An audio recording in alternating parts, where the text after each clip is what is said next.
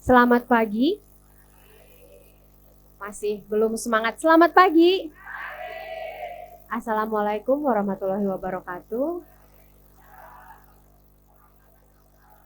Salam sejahtera, Om Swastiastu, Namo Buddhaya, salam kebajikan. Mewakili Rumah Sakit Santo Borromeus, kami mengucapkan selamat datang kepada Direktur Utama Rumah Sakit Santo Borromeus, Dr. Chandra Mulyono, Spesialis Syaraf, jajaran manajemen Rumah Sakit Santo Borromeus, para pengurus klub sadar stroke, dan para peserta yang kami hormati. Apa kabar?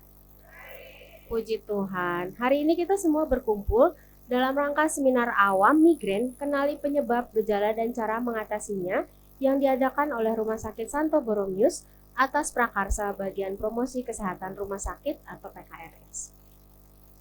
Sebelum memulai acara pada pagi hari ini, mari kita saksikan bersama video safety briefing Rumah Sakit Santo Borromeus.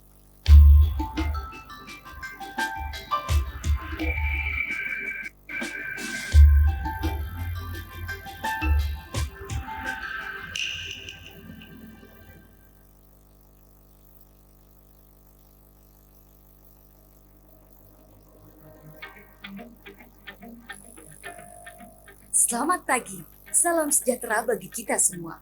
Selamat datang di Rumah Sakit Santo Borromeus, Bandung.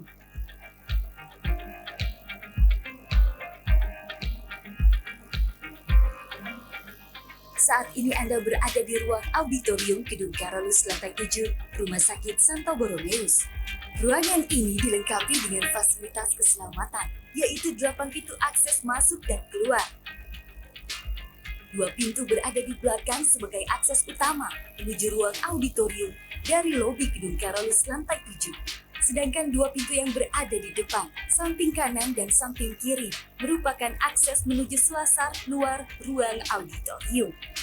Lalu ada juga 4 tabung APA yang terletak di setiap sudut ruangan. Dan 1 unit hidran yang terletak di samping kanan panggung sebagai bentuk antisipasi terhadap berbagai kemungkinan terjadinya kebakaran. Juga 1 lift yang berada di belakang tempat duduk peserta dan bukan merupakan lift kebakaran.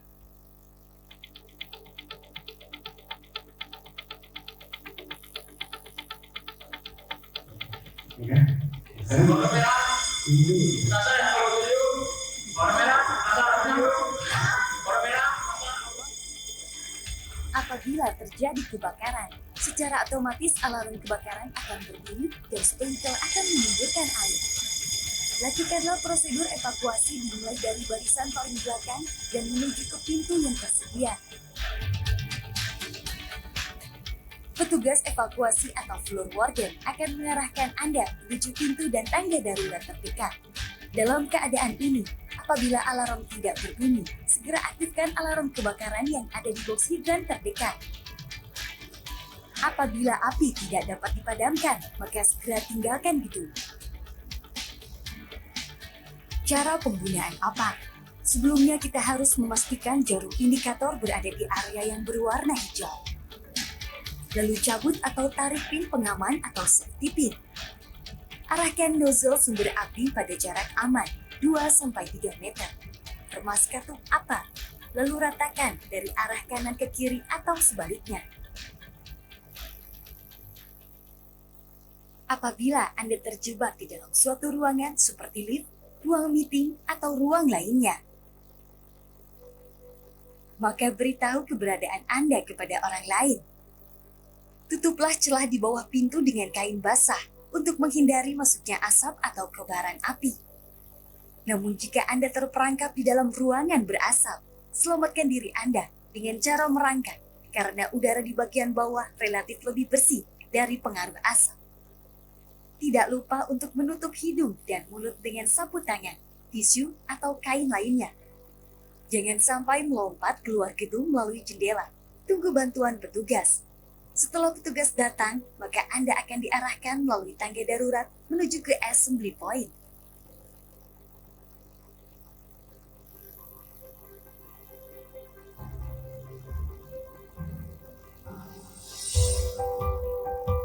Apabila terjadi gempa bumi, tetap tenang dan jangan panik. Jangan berlari keluar ruangan selama goncangan gempa masih berlangsung. Lakukanlah prosedur keselamatan, yaitu turunkan badan ke bawah dengan bertumpu pada lutut dan tangan.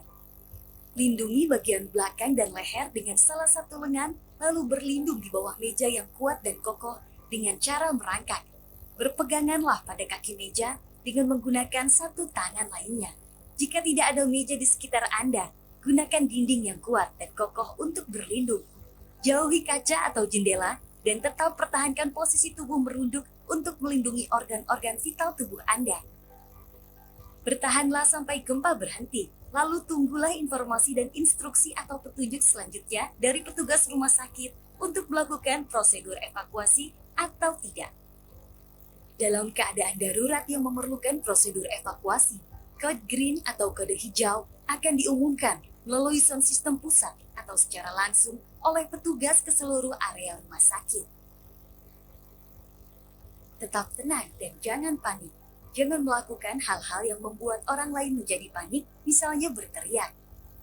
Hentikanlah segala aktivitas yang sedang dilakukan, lalu segera tinggalkan ruangan menuju pintu darurat yang akan dibimbing oleh petugas evakuasi. Gunakan tangga darurat, berjalanlah dengan cepat, jangan berlari dan jangan saling dorong. Jangan membawa barang berukuran besar melebihi tas tangan. Dahulukan wanita hamil, anak-anak, maupun penghuni yang memiliki keterbatasan. Di dalam tangga darurat, berjalanlah menuruni tangga dengan berpegangan pada pegangan tangan atau handrail. Setelah keluar dari pintu tangga darurat terakhir, segeralah menuju tempat titik berkumpul darurat atau assembly point. Assembly point atau titik kumpul adalah tempat berkumpul untuk keperluan evakuasi saat keadaan darurat. Rumah Sakit Santo Borromeus memiliki titik kumpul darurat, yaitu pertama, titik kumpul Dago, terletak di lapangan parkir depan Gedung Maria, di sebelah barat rumah sakit dan berada di sisi Jalan Insinyur Haji Juanda, Jalan Dago. Kedua, titik kumpul Surya Kencana, terletak di lapangan parkir Gedung Ire, di sebelah timur rumah sakit, di sebelah depan kiri kapel dan berada di sisi Jalan Surya Kencana. Jangan mencoba kembali masuk ke dalam gedung dengan alasan apapun sampai ada pemberitahuan lebih lanjut dan keadaan aman. Di titik kumpul darurat, petugas akan melakukan pendataan ulang dan pencocokan berdasarkan daftar hadir yang telah diisi sebelum acara dimulai. Bantulah petugas dengan mencoba memastikan jumlah rekan Anda sebelum dan sesudah keadaan darurat. Demi keselamatan Anda, kami himbau agar Bapak, Ibu, Saudara-saudari mematuhi setiap petunjuk keselamatan yang telah disampaikan. Demikianlah petunjuk keselamatan ini kami sampaikan. Atas perhatian dan kerjasamanya, kami ucapkan terima kasih. Selamat melanjutkan acara atau aktivitas Anda.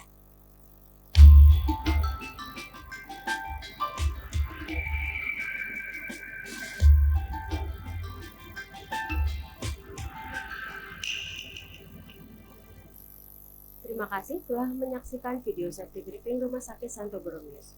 Selanjutnya kami mengundang para hadirin untuk berdiri. Kita akan bersama-sama menyanyikan lagu kebangsaan Indonesia Raya.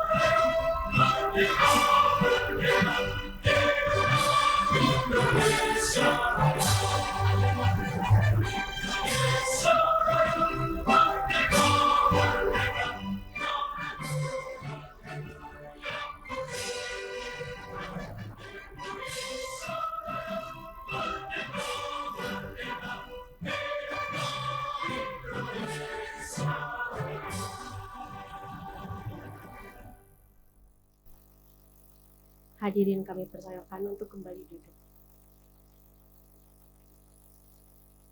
Untuk kelancaran acara kita pada hari ini, kita akan awali dengan doa pembukaan yang akan dipimpin oleh Bapak Andreas Maria Surya Febriantoko. Kami persilakan.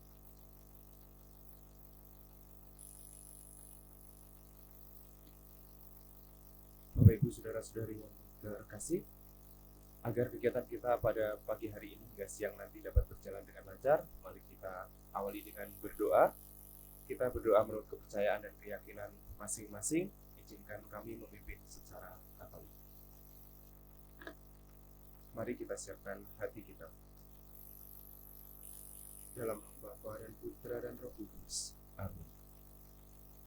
Allah Bapa yang Maha Kuasa, syukur dan pujian kami ucapkan kepadamu ya Bapa atas segala berkat yang melimpah yang boleh kami terima, sehingga pada pagi hari ini kami semua boleh berkumpul di tempat ini dalam keadaan sehat. Ya Bapa, kami semua berkumpul di sini akan mengikuti seminar awam berkaitan dengan migran. Bapa, semoga Engkau memberkati kegiatan ini dari awal hingga akhir, khususnya berkati pula narasumber yang pada pagi hari ini akan memberikan materi ini. Semoga dapat diberikan kelancaran dan memberikan materi dengan baik, sehingga dapat kami terima dengan baik pula. Berkatilah juga moderator yang akan memimpin berjalannya kegiatan ini hingga awal hingga akhir. Semoga semuanya Kau berkati, Kau beri kelancaran. Pada akhirnya Bapa, seluruh rangkaian kegiatan ini kami serahkan kepadamu. Dimuliakanlah namamu kini dan sepanjang segala masa. Amin. Dalam nama Bapa dan Putra dan Roh Kudus. Amin. Terima kasih kepada Bapak Surya yang telah berkenan memimpin doa pembukaan. Selanjutnya kita akan dengarkan sambutan dari Direktur Utama Rumah Sakit Santo Borromeus kepada Dr. Chandra Mulyono, spesialis syaraf. Kami persilakan.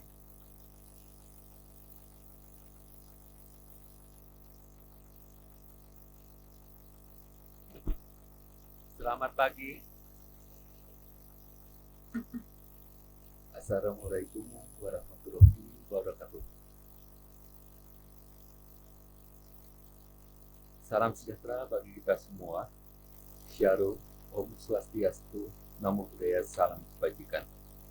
Yang kami hormati Bapak, Ibu, Dokter, Suster, peserta seminar, panitia seminar, segala puji dan syukur kita panjatkan kepada Tuhan Yang Maha Esa atas berkat dan karunia-Nya sehingga kita dapat diberikan kesehatan untuk mengikuti kegiatan seminar pada hari ini dengan penuh sukacita. Bapak, Ibu, Dokter, Suster, peserta seminar yang kami hormati, kami mengucapkan selamat datang di Rumah Sakit Santo Borromeus. Rumah Sakit Santo Borromeus telah menjadi bagian dari fasilitas pelayanan kesehatan di Kota Bandung, memiliki peran dalam meningkatkan derajat kesehatan masyarakat dengan melalui upaya promosi, prevensi, kuratif atau pengobatan, rehabilitatif, dan paliatif. Pada kesempatan yang baik ini, melalui upaya promotif, Rumah Sakit Santo Borromeus dengan penuh syukur dapat menyelenggarakan seminar dengan mengusung tema migran, kenari, penyebab, gejala, dan cara mengatasinya.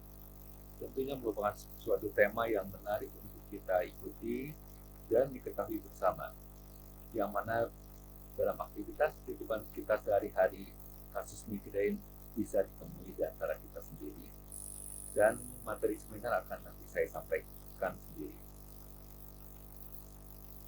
Kami ucapkan terima kasih kepada Bapak, Ibu, Dokter, Suster, peserta seminar yang berkenan mengikuti kegiatan seminar ini, dan kepada PT Pfizer Indonesia dan semua pihak yang telah memberikan perhatian, dukungan, dan partisipasi sehingga kegiatan seminar ini dapat terlaksana. Semoga upaya dan niat baik kita melalui seminar ini dapat dilaksanakan dan dapat memberikan sumbangsi bermakna menanggapi dinamika dan pengembangan bidang kesehatan dalam upaya meningkatkan akses mutu pelayanan dan keselamatan pasien. Selamat mengikuti seminar. Sekian dan terima kasih. Wassalamualaikum warahmatullahi wabarakatuh. Salam sejahtera untuk kita semua. Om Santi Santi Santi Om Namo Buddhaya. Salam kebajikan.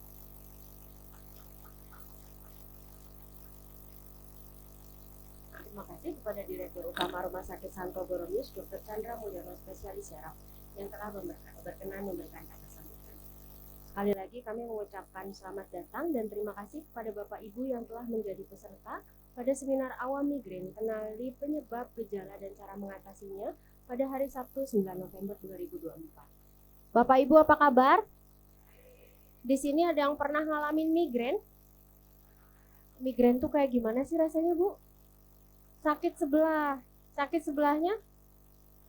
Lieur teh sakit kepala atau pusing? Oh, jangar kayak. Nah, ini di sini aja udah terjadi perbedaan kosakata ya, ada lieur, ada jangar, ada migrain. Kejadiannya biasanya kapan? Akhir bulan ya, Bu ya?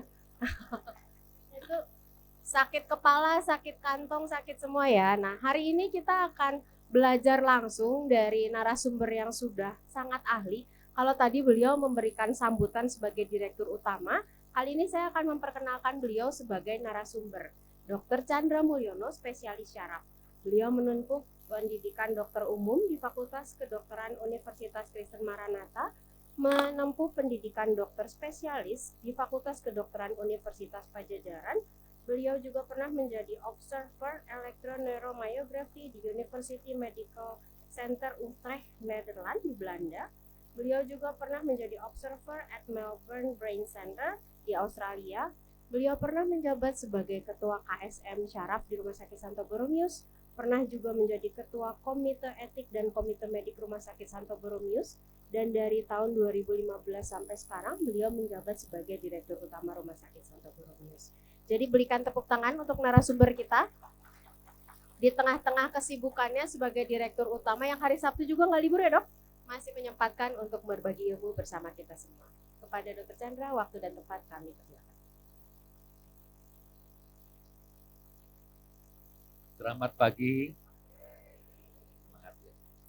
Izin saya dari sini supaya tidak menghalangi penglihatan. Saya pagi ini akan menyampaikan mengenai nyeri kepala. Nyeri kepala itu berbagai macam, tapi yang ingin saya sampaikan hari ini adalah migrain. Apa itu nyeri kepala? Nyeri kepala adalah sebuah perasaan emosional, perasaan sensoris yang tidak nyaman. Dan penyebabnya bisa ada penyebabnya di dalam otak ataupun tidak ada penyebabnya di dalam otak. Nah, apakah ada yang pernah mengalami nyeri kepala seperti ini? Yang nomor satu, coba angkat tangannya kalau ada yang pernah. Ini beda ya, nyeri kepalanya itu di sini sama di sini. Nyeri kepalanya yang putihnya nih, sakitnya nyeri kepalanya. Ini biasanya bersumber dari rongga sinus kita. Rongga sinus ada di kanan kiri. Biasanya disertai dengan pilek, hidung tersumbat, dan keluar lendir berbau hijau biasanya warnanya juga. Nah, yang ini nyeri kepalanya itu di yang ini sekitar mata sakitnya, sekitar mata. Ada yang seperti ini sakit kepalanya? Jarangnya yang ini ya. Biasanya nyeri kepala berdenyut. Kita sebut dengan cluster. Kalau tadi sinus, ya ini cluster. Apakah ada yang nyeri kepalanya seperti tension? Sakitnya dari sini, dahi ya, sampai ke belakang. Pasti ini lebih banyak. Siapa yang sering mengalami nyeri kepala ini? Ayo. Bapak, 2, 3, 4, 5, 6, 7, 8, 9, 10. Nah, biasanya ini lebih banyak memang. Kalau akhir bulan juga.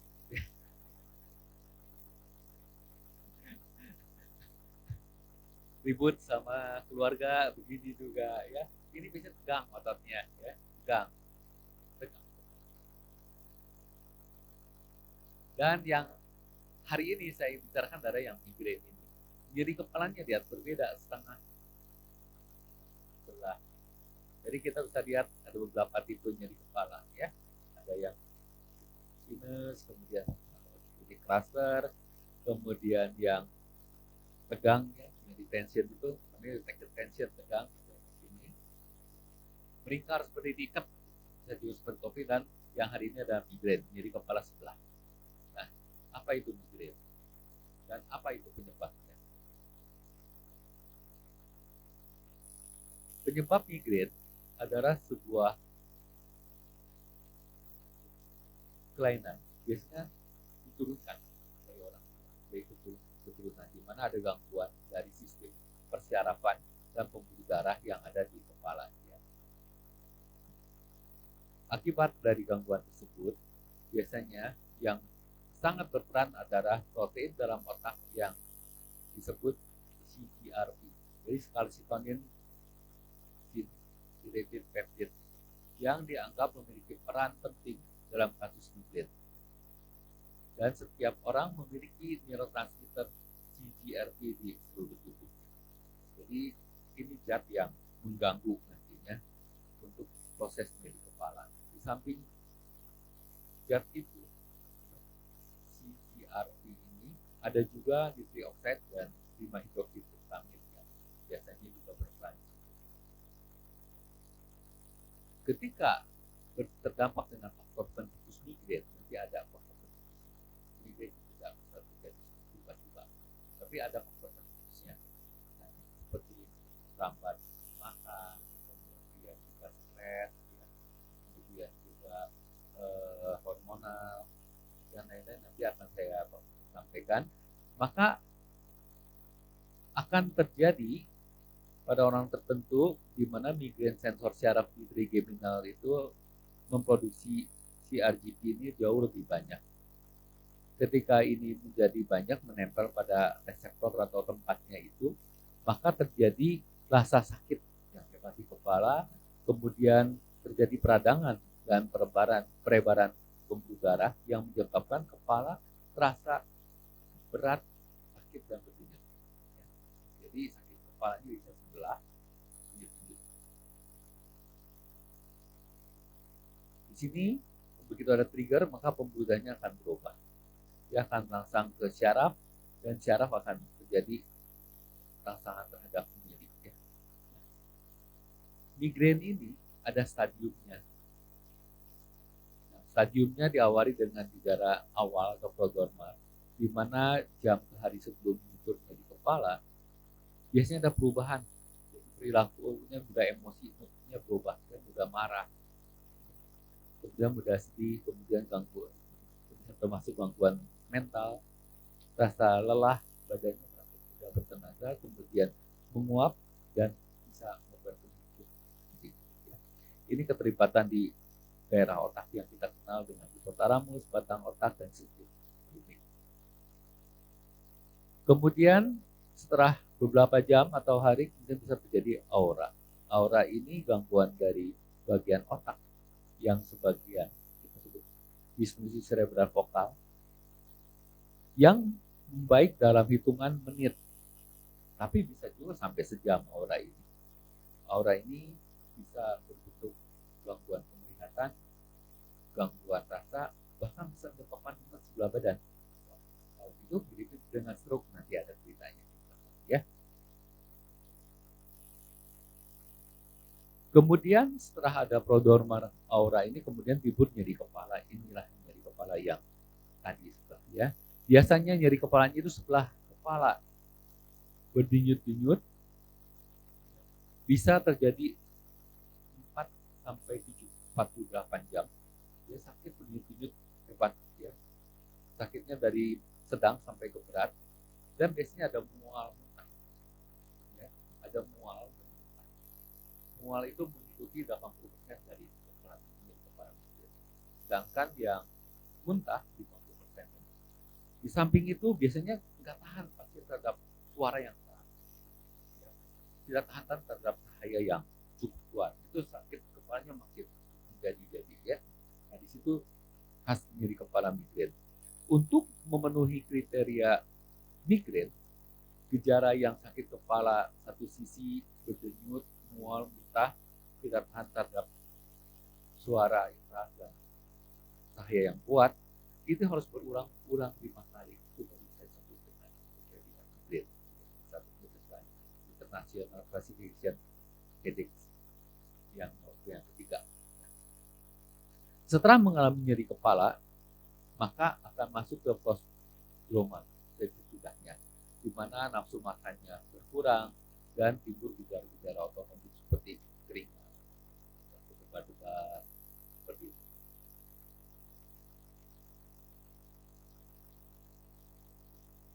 Tadi ada gejala awal, ada gejala aura. Nah, auranya itu bisa macam-macam. Yang paling sering di matanya. Kalau di matanya, misalnya kita sedang melihat balon di sini, tiba-tiba muncul cahaya yang tidak terlalu cepat. Ada cahaya di antara balon itu. Pikirannya ada apa ya cahaya itu? Nanya kebetulan nggak ada cahaya, makin bingung kan? Padahal itu adalah sebuah aura. Adanya gangguan di belakang kepala itu satu. Atau bisa penglihatannya kabur bareng jadi nggak terlihat. Atau bisa ada gambar siksak di sampingnya berwarna. Atau bintik hitam, bisa satu, bisa banyak, atau ada titik-titik yang berwarna, bahkan bisa berwarna putih banyak. Bisa ada gambar-gambar seperti ini, ada gambar seperti ini mengganggu penglihatan ke balon udara itu ya. Ini kabur dan lain-lain. Ada yang hitam setengah, ada yang seperti melihat di lubang, di sebuah lubang yang bulat itu. Ini kabur, kemudian ini buram, macam-macam bentuknya. Bisa hitam, gelap, satu mata sebelah gelap. Kemudian ada yang berubah warnanya ini setengah, ada yang muncul, ya, ada bayangan ini kiranya ini, ini kok siang hari tadinya mau melihat ini kok ada yang seperti jangan-jangan ini ada hantu siang bolong. Nah ini yang jadi padahal itu bukan ya, bukan uka-uka itu. Jadi itu memang bisa bayangan dari sakit kepala. Bagaimana membedakannya? Ada nyeri kepala tadi, setelah ini ada nyeri kepala, berdenyut-denyut, ya, mual, sakitnya dari sedang sampai ke berat, mual muntah dan sebagainya.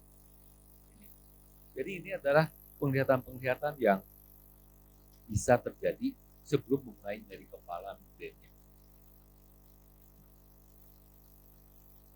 Ini tolong ini juga sama. Pergi ke hutan, penglihatannya baik, kemudian lama-lama kok jadi buram. Penglihatannya jadi buram. Makin panik, matanya ada apa? Karena itu beberapa saat kemudian ada nyeri kepala. Tiba-tiba ada bintik hitam, buram, menutupi penglihatannya. Sangat mengganggu memang migrain ini ya. Yang ini ada lagi sedang membaca, tiba-tiba muncul gambaran-gambaran yang mengganggu penglihatannya, warna-warni. Diklik, nggak bisa. Coba yang ini. Nah, yang ini sedang nyetir. Videonya nggak suka.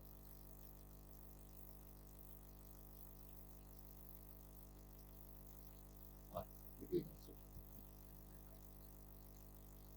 Ya, kita lewati ya. Jadi intinya sedang nyetir tiba-tiba ada cahaya terang.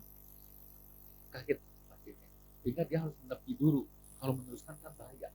Dan langsung diikuti sakit kepala yang mengganggu dan bila meneruskan perjalanan itu ini berbahaya.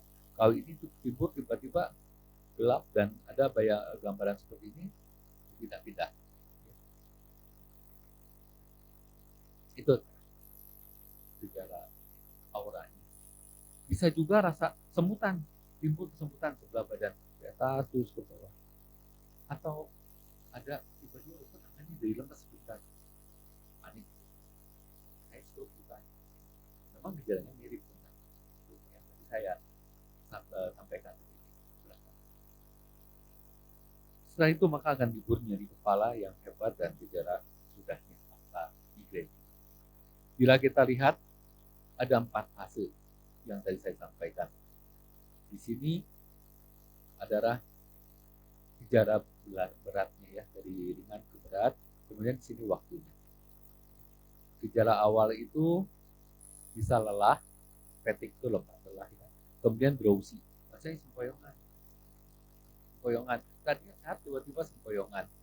Kemudian menguap terus, susah konsentrasi, gangguan dari mental menjadi mudah marah, mudah sedih, bahkan timbul dari leher.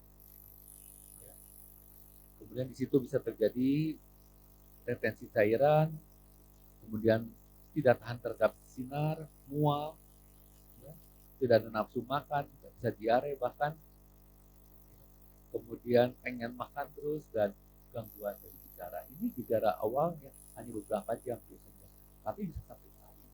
Kenapa sih kok begini ya? Dokter juga bingung karena belum menceritakan yang ini ya. Sampai ke sakit kepala. Biasanya kalau yang sudah biasa menangannya, oh ini jangan-jangan migrain nih, Pak. Ibu, Bapak pernah nggak sakit kepala sebelumnya? Sakit kepala satu sisi berdenyut, nah itu cara awal dari migrain ya. Kemudian timbul aura. Aura ini biasanya hanya sementara, berupa gejala-gejala seperti kelainan syaraf ya. Tadi penglihatannya yang tadi tiba-tiba hitam, tiba-tiba terang, itu namanya sensitivity skotoma, atau gelap semuanya. Kemudian ada cahaya yang silau, flashing light, kemudian rasa sensoris seperti semutan, bisa di tangan, bisa di wajah, bisa setengah badan, atau bahkan bisa lemes. Ya. Kemudian ada gangguan bicara, dan kadang-kadang tangan pun bisa lemas atau kaki jadi lemah. Ini pasti akan menimbulkan kekhawatiran apakah saya kena stroke atau tidak. Setelah gejala-gejala aura ini maka akan masuk ke nyeri kepala yang mengganggu. Karakteristiknya biasanya harusnya lebih sekitar 5 ulangan yang sama, nyeri kepalanya unilateral atau sebelah, berdenyut, sedang sampai berat, dan satu hal adalah bersama dengan aktivitas. Jadi kalau jalan, gerakan, nyerinya bertambah. Itu gejala dari migrain ya. Jadi satu sebelah berdenyut, sedang sampai berat dan bertambah dengan aktivitas, biasanya berhubungan dengan mual, muntah, tidak tahan terhadap cahaya ataupun terhadap suara yang keras. Setelah itu maka akan masuk ke fase recovery, jadi lemas, tidak ada nafsu makan, ya. Kemudian kadang ngantuk terus, gangguan konsentrasi, dan gangguan dari kognisinya, susah menghitung, susah mengingat, dan sebagainya. Itu adalah satu rangkaian dari gejala migrain. Migrain ini bisa dengan aura maupun tanpa aura. Jadi jangan kaget loh, kok saya nyeri kepalanya seperti ini tapi nggak ada yang ininya. Bisa terjadi, namanya migrain tanpa aura. Tapi kalau dengan aura ini gejalanya. Jadi prosesnya seperti ini. Tentu migrain ini akan mengganggu sekali karena sakitnya cukup besar, ya. Sehingga beberapa orang melaporkan bahwa nyeri kepala ini sampai mengganggu ke kehidupan profesionalnya. Dia tidak dapat konsentrasi waktu kerja, hilang kinerjanya dalam keseharian, kemudian juga adanya kondisi-kondisi yang sulit untuk mengerti terhadap sesuatu pekerjaan yang dia lakukan. Jadi cukup mengganggu, sehingga biasanya akan menjadikan bahwa ini rasanya banyak ini kok nggak produktif, apalagi kan bisa berulang-ulang sering dalam bulan. Itu akan menjadi gangguan. Di samping itu juga bisa berdampak pada proses partisipasi dalam kegiatan sosial, ya. Jadi dalam aktivitas sosial sehari-harinya terganggu, kemudian menghindari pertemuan-pertemuan, misalnya ada pertemuan arisan, pengajian, semacam itu, takut begitu mengikuti, aduh saya takut kepala, akhirnya menarik kegiatan itu, jadi stres. Ya. Kemudian juga tidak mampu melaksanakan fungsi. Jadi ini juga menjadi hal yang mengganggu proses mentalnya ke depannya. Beberapa orang bahkan terganggu dalam proses kehidupan pribadinya, ya. Hilangnya mengikuti kegiatan-kegiatan yang penting, kemudian juga bahkan sampai kehidupan seksualnya terganggu, bahkan menjadi teman dan serba salah di dalam keluarga, dalam kehidupan keluarga ini yang sering mengganggu. Nah, migrain adalah gangguan nyeri kepalanya primer. Jadi nyeri kepala itu ada yang primer dan ada yang nyeri kepala sekunder. Kalau primer itu memang nggak ada kelainan di dalam kepala itu. Tapi kalau sekunder, ada kelainan karena stroke perdarahan, karena ada tumor, karena ada infeksi dan seterusnya. Ya. Nah, nyeri kepala migrain ini karena tidak ada penyebabnya, walaupun memang dibagi menjadi yang ada auranya, ada yang tidak ada auranya. Kemudian episode migrain ini dikategorikan serangan nyeri kepalanya itu kurang dari 14 hari. Kalau sudah lebih dari 14, maka masuk ke dalam kategori lebih atas dari 15, maka akan disebut dengan chronic migrain. Jadi migrain juga ada yang tadi dengan aura, tanpa aura, kemudian ada yang episode migrain, dan ada yang chronic migrain. Kebayangkan kalau chronic migrain 15 hari dalam sebulan sakit kepala terus nggak bisa ngapain, masih stres. Jadi produktivitas kemudiannya juga masih akan ganggu. Sampai akhirnya terus menggunakan obat-obat, sakit kepala sedikit minum obat, begitu timbul gejala prodroma atau gejala awal langsung minum obat, akhirnya akan masuk ke medication overuse headache. Jadi suatu kelainannya sudah masuk ke dalam kelainan nyeri kepala sekunder, di mana akan berlanjut ke chronic migrain yang terus ketergantungan dengan obat, jadinya obat-obat nyeri. Jadi karena khawatir baru sedikit sakit langsung obat. Akhirnya obat yang diminum kan banyak, bisa membantu liver, ginjal dan seterusnya. Nah ini yang harus dihindari. Bagaimana menghindari nanti ada. Jadi sekali lagi migrain adalah nyeri kepala primer, ya, yang dapat dikategorikan ke dalam migrain dengan aura dan migrain tanpa aura. Yang tanpa aura ini biasanya nyeri kepalanya berurang, serangannya 4 sampai 72 jam. Ya.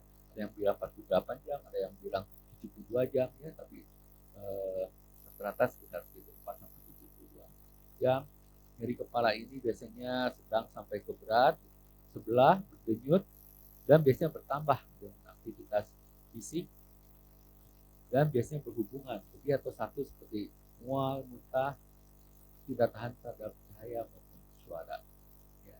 Kalau yang dengan aura biasanya ada gangguan tadi auranya, ya, bisa ada penglihatannya terganggu, sensoris atau rasanya terganggu, bahkan gejala-gejala yang lain, gangguan bicara, lemes, sampai keseimbangan terganggu, ada namanya basiran migrain.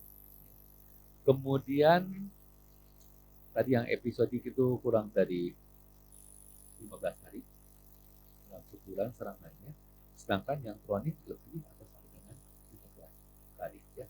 Tentu ini adalah kriteria-kriteria yang klasik, tapi bisa terjadi perubahan atau berbeda-beda, karena itu adalah satunya, makanya migrain adalah suatu penyakit kepala yang nyeri kepala yang kompleks, sangat kompleks, jadi bisa berlainan. Nah ini pencetusnya. Jadi tadi kan udah sakitnya bisa kebayang, sakitnya mengganggu ya, aktivitas terusnya. Apa sih yang mencetuskan nyeri kepala ini? Jadi tentu ini yang harus dihindari, karena supaya tidak terkena nyeri kepala yang akhirnya berlanjut bisa 4 jam, bisa 24 jam, bisa 48 jam, bahkan sampai 3 hari. Kebayang 3 hari nyeri kepala kan, hilang timbul. Nah, pencetusnya tentunya di sini, ya, ada gambarnya. Jadi migrain ini adalah keadaan yang hipersensitif dari sistem syaraf dan pembuluh darah yang biasanya diturunkan, dan beberapa keadaan seperti menurunnya ambang daripada nyeri, kemudian juga adanya inisiasi atau trigger pencetus-pencetus menyebabkan migrain. Seperti apa saja ini hormon, migrain hormon. Makanya migrain itu mana yang lebih sering? Pada laki-laki atau pada perempuan? Ada yang bisa jawab? Perempuan. Ya. Perempuan lebih banyak terserang migrain karena adalah hormonalnya sangat berfluktuasi. Sering pada waktu menstruasi, waktu hamil itu bisa terjadi ya. Makanya di sini disebut ya mens sering terjadi pada wanita. Lebih banyak pusingnya Bu ya kalau jadi perempuan.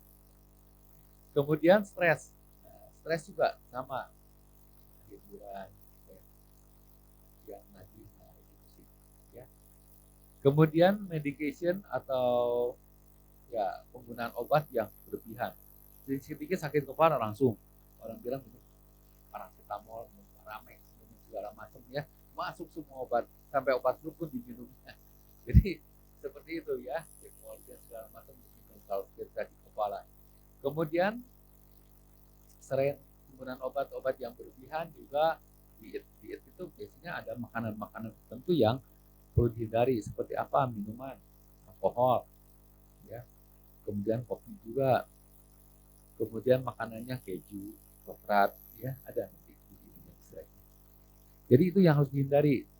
Terlambat makan juga bisa terjadi, ya. Berikutnya adalah perubahan cuaca. Kadang kita keluar dari kendaraan AC, dingin, begitu udara panas, timbul migrain. Sudut mengganggu ya. Nah itu bisa terjadi seperti itu. Penggunaan alkohol itu nggak ada ya yang minum alkohol di sini. Harus dihindari. Atau cahaya berlebihan atau bau yang berlebihan. Istrinya menggunakan parfum berlebihan langsung sakit kepala diputuskan. Jadi istrinya nggak boleh pakai parfum lebih. Ya. Kemudian gangguan tidur.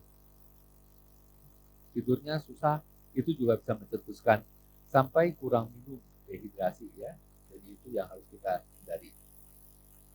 Kerja berlebihan, ada kelelahan, itu juga bisa mencetuskan. Ini trigger yang pertama. Berikutnya adalah trigger yang kedua. Ini makanan dalam keadaan lapar bisa terjadi mencetuskan itu. Kemudian yang tadi saya sebutkan minuman alkohol, kafein, tapi kafein itu juga ada yang bisa menyembuhkan, ya. Biasanya udah terbiasa minum kopi, begitu nggak ada kopi sakit migrain. Kemudian coklat, kemudian keju dan lain-lain, ya, ada percin dan lain-lain. Kemudian obat-obat, penggunaan obat-obat yang biasa untuk digunakan nyeri kepalanya. Bahkan adanya cahaya yang berlebihan, bau berlebihan, suara berlebihan, itu bisa mencetuskan nyeri kepalanya. Jadi cukup banyak ya pencetusnya. Dengan demikian, maka apabila seorang yang sudah terkena migrain, nyeri kepala migrain, maka ia harus selalu mengingat dan mencatat. Begitu terjadi sakit kepala, dicatat kira-kira 6 jam, 12 jam sebelumnya apa yang terjadi. Tadi pencetusnya makanan, hormonal misalnya, kemudian stres, terlambat makan, dan lain-lain. Ya. Nah itu dicatat. Itu sebagai faktor pencetus. Nanti suatu saat kalau terjadi lagi sakit kepala, maka dicatat lagi. Apa kira-kira pencetusnya? Beberapa hari maka akan diketahui. Oh setiap saya sakit kepala sebelumnya karena saya misalnya mencium parfum yang menyengat atau saya terlambat makan. Nah itu yang harus dihindari. Kalau misalnya sudah diketahui maka hindari faktor-faktor pencetus ini agar tidak terjadi nyeri kepala yang mengganggu. Ini kalau sudah terganggu maka akan terjadi itu gangguan yang cukup banyak ya di sini ya, mulai dari mual muntah, gangguan penglihatan, nyeri leher, lemes, gangguan terhadap suara, bau yang menyengat, kemudian disentuh pun kadang-kadang sakit. Ada yang datang ke klinik saya, dok, kenapa ya tangan saya kok kesembutan baal? Saya pikir ini carpal tunnel syndrome ya, syaraf kejepit di sini. Diperiksa pakai mesin, bagus. Nanti berulang lagi. ternyata nyeri kepalanya nggak disebut. Setelah digali, wah ini jangan-jangan benar ada nyeri kepala yang menyentuh lukai tadi. Ya. Jadi kepala satu sisi berdenyut, ya, ada mual muntah, kemudian pertama dengan aktivitas, kemudian lama-lama hilang lagi. Itu adalah migrain. Ya. Kemudian gangguan bicara juga bisa terjadi, penglihatan atau pikiran berkabut. Ini adalah gejala-gejala yang menyertainya. Selanjutnya Bapak Ibu, nah ini hormonal ini, makanya sering terjadi pada wanita insulinnya 3 kali lipat. Jadi cukup ya, karena ini gangguan hormonal. Bisa nggak terjadi migrain pada anak-anak? Bisa. Pada waktu masa pubertas bisa terjadi. Kemudian biasanya pada menstruasi, kemudian kehamilan, kemudian juga pada fase menopause. Jadi diganggu terus ya perawan migrain. Kalau yang udah pas kena udah repot. Mulai dari pubertas, menstruasi, hamil sampai ke menopause. Bagaimana mengobatinya?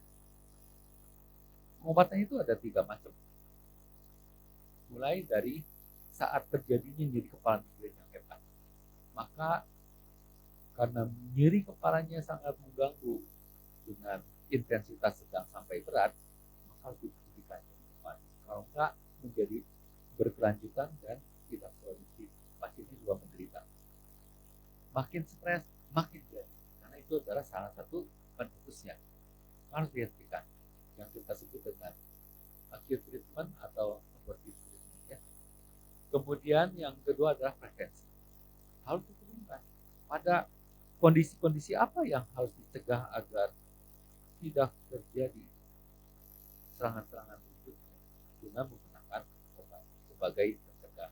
Nanti ada namanya preventif. Berikutnya adalah melakukan perubahan-perubahan perilaku ya, dan kebiasaan sehingga itu bisa mencegah faktor terjadinya migrain. Ini sebenarnya paling bermanfaat.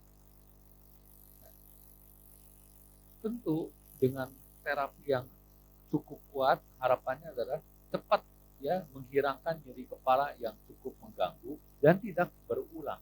Itu adalah tujuan penanganan nyeri kepala migrain pertama, sehingga pasien dapat kembali menjalani aktivitas yang kerja, yang suka belanja bisa belanja lagi, yang pergi ke mall ya.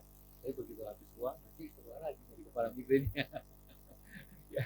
Kemudian mengurangi atau meminimalisasi penggunaan obat-obat yang rutin untuk nyeri kepalanya, dan juga memaksimalkan jangan sampai nyeri kepalanya sangat mengganggu, muntah-muntah sehingga harus pergi ke fasilitas kesehatan seperti FKTP, FKTL ya, ke rumah sakit kalau FKTL. Dan juga yang sering menggunakan obat karena serangannya bisa sebulan 14 kali episode, kalau yang kronis sampai 15 kali. Jangan sampai terjadi efek samping. Efek sampingnya nanti bisa ke liver, ke ginjal ya. Nah itu yang harus kita hindari, harus kita tangani. Dan pada akhirnya adalah jangan sampai juga menghabiskan biaya. Kalau sampai menghabiskan biaya, stres, maka akan timbul lagi migrain. Jadi kayak lingkaran setan ya.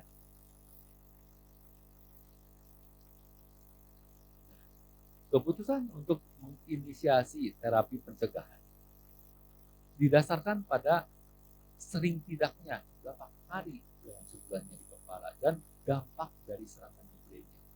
Ada yang migrainnya serangannya berat, sekali saja dia bisa beberapa hari serangan dan nggak bisa apa-apa. Makan pun susah, wah itu sudah sangat mengganggu. Ditanya istri langsung marah, lagi membuat ADHD.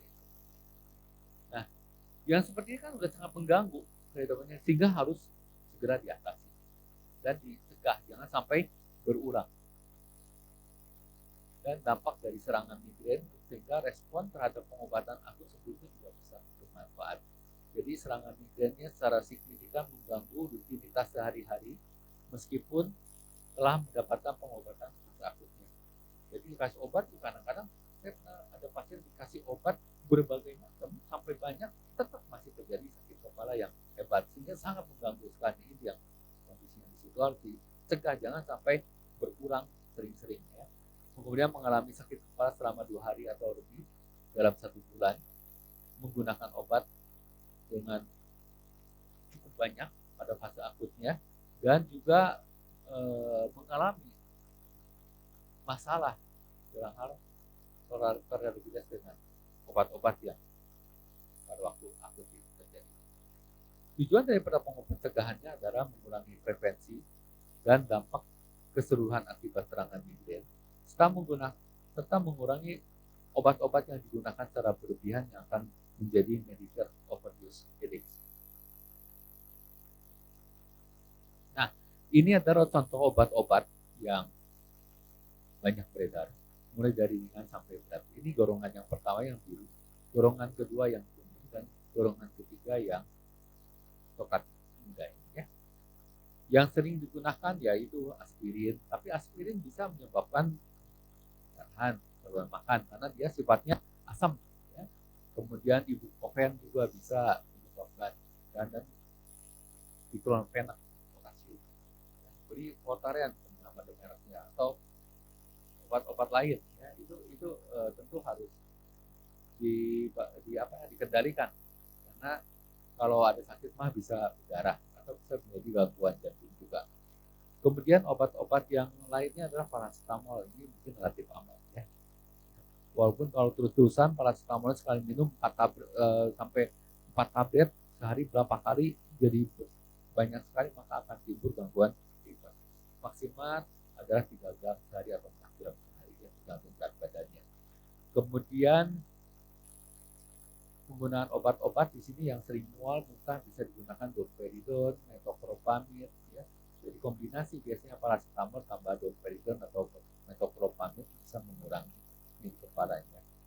Dan tentu ini efek sampingnya bisa gangguan lambung, gangguan ginjal, gangguan jantung, iramanya, dan sampai ke Parkinson dan lain-lain. Yang lapisan kedua yang sering digunakan adalah triptan. Di sini yang sering digunakan sumatriptan, zolmitriptan, almotriptan, erektriptan, wah ini bikin pusing kepala ya. Sampai yang bisa dilarutkan itu disatriptan. Tentu ini bisa mengganggu ke jantung dan juga ke pembuluh darah otak, juga penyakit otak. Nah, ini yang terbaru adalah yang di sini, Gipan dan Ditan. Gipan ini seperti Rimegipan ini adalah obat yang baru dan ini yang menjadi sponsor pada hari ini kita melaksanakan seminar pada hari ini. Obat ini bisa digunakan untuk mengobati dan juga untuk mencegah.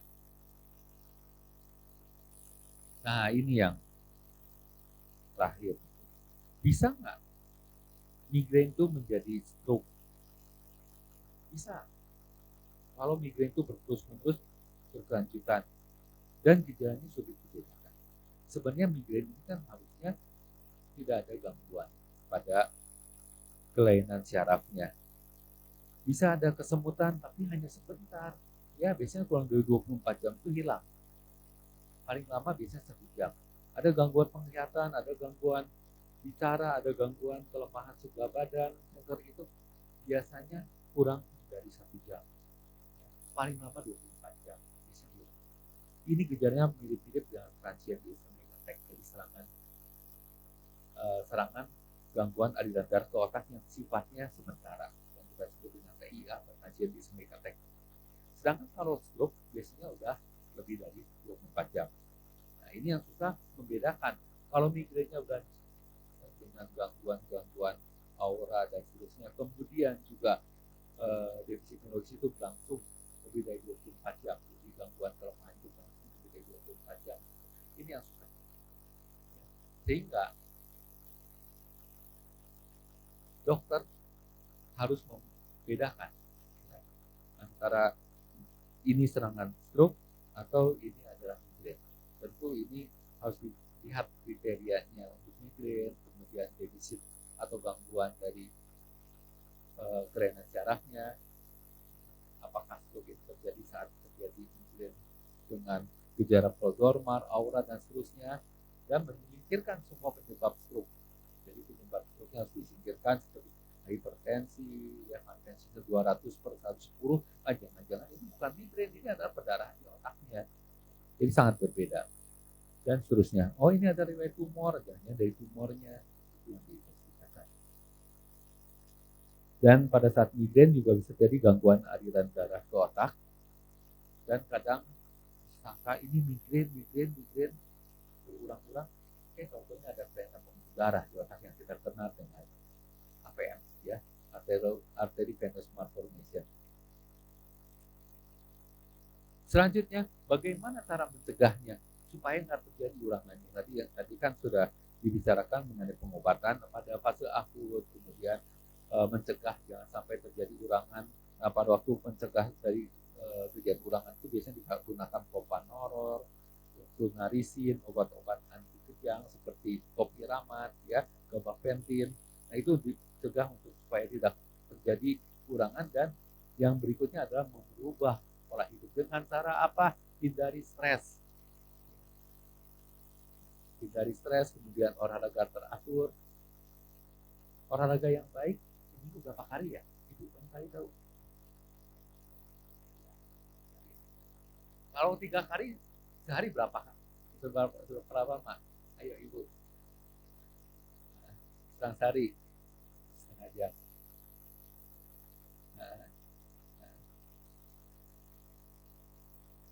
Kalau 3 hari berapa lama bu?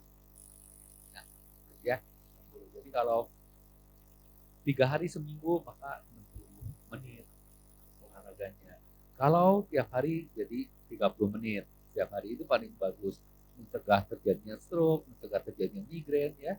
Kemudian perbaiki kualitas tidurnya. Kalau tidur jangan pegang handphone dulu. Wah, ini lihat handphone terus. Jadi kan tidurnya terganggu, timbul sakit kepala dari sini ke sini karena syarafnya ketekan, ya. Kemudian pola makan yang sehat, hindari makanan yang berlemak, gorengan, ya.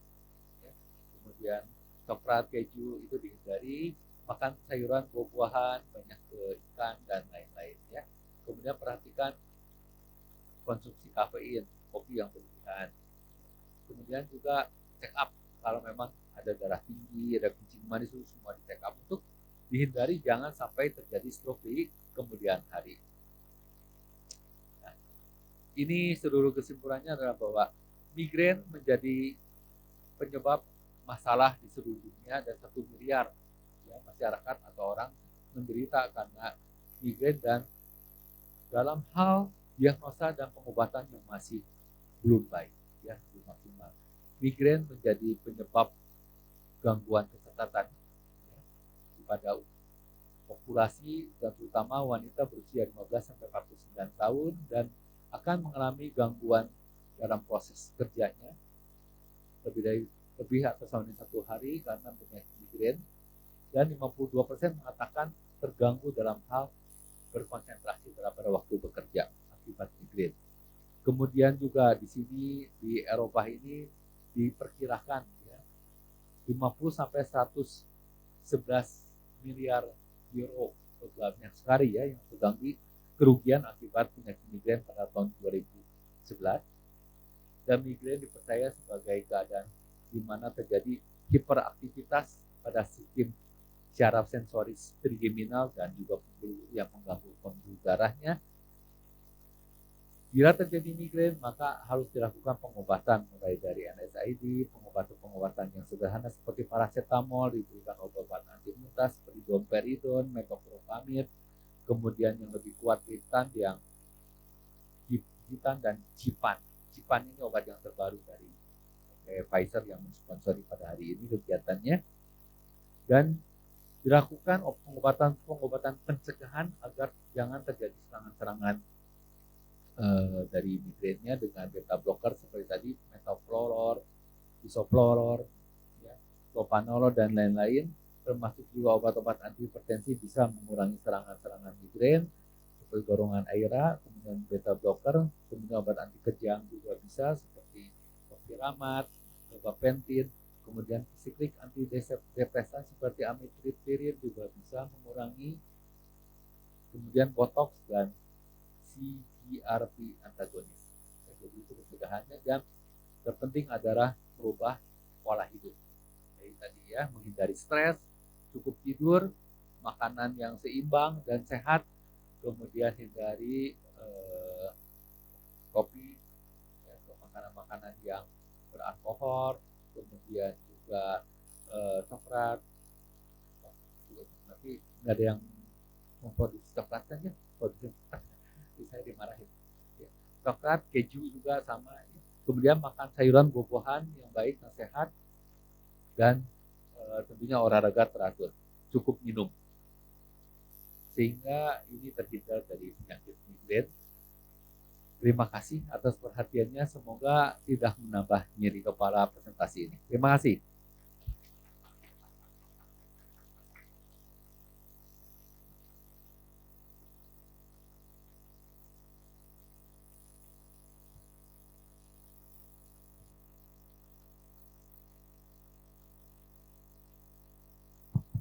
Bapak Ibu setelah dengar penjelasan Dokter Chandra nggak jadi sakit kepala kan ya? Saya duduknya agak jauhan karena tadi katanya suruh menghindari stres, enggak ya dok? Dokter Chandra ini atasan yang baik dan tidak membuat stres. Ya duduknya geser lagi. Kita buka sesi tanya jawab.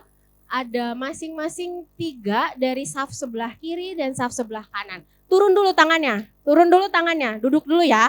Peraturannya adalah yang ingin bertanya 3 orang langsung berdiri, nanti akan dibantu oleh panitia ya. Mohon bagi penanya nomor 2 sampai nomor 6 mendengarkan baik-baik pertanyaan yang pertama dan begitu juga selanjutnya supaya pertanyaannya tidak berulang. Buat yang tidak sempat bertanya, Dokter Chandra bisa ditemui setiap hari ya dok di Rumah Sakit Santo Borromeus di Klinik Syaraf. Tapi tentunya beda sama di sini. Oke. Untuk saf sebelah sini dulu ya. 1, 2, 3. Sudah.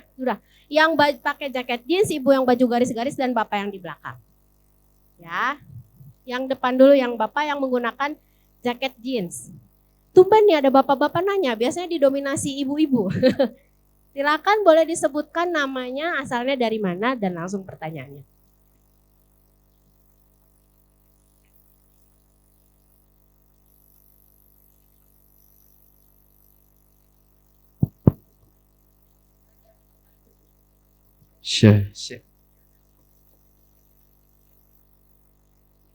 Assalamualaikum warahmatullahi wabarakatuh. Sebelum saya menyampaikan pertanyaan, untuk memperkenalkan diri dulu, boleh kan? Nama saya Wahyu Santoso, usia 56 tahun. Masih muda kan? Maaf, anak saya 3, istri saya 1. Yang pertama saya sampaikan yang saya rasakan, saya sering sakit kepala gitu, yang luar biasa gitu. Bahkan kepala sampai mau pecah gitu.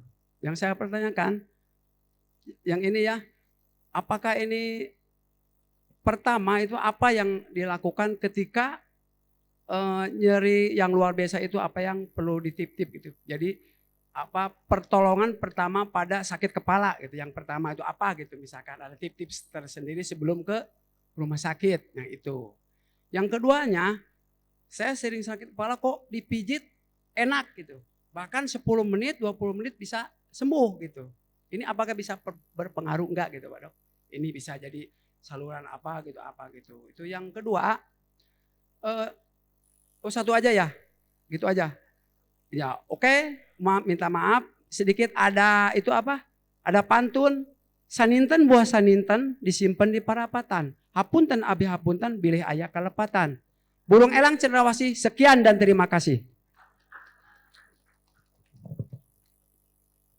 Silakan dok, pertanyaan dari Bapak Wahyu, kalau mengalami sakit kepala, tips-tips apa dulu pertolongan pertama yang harus dilakukan?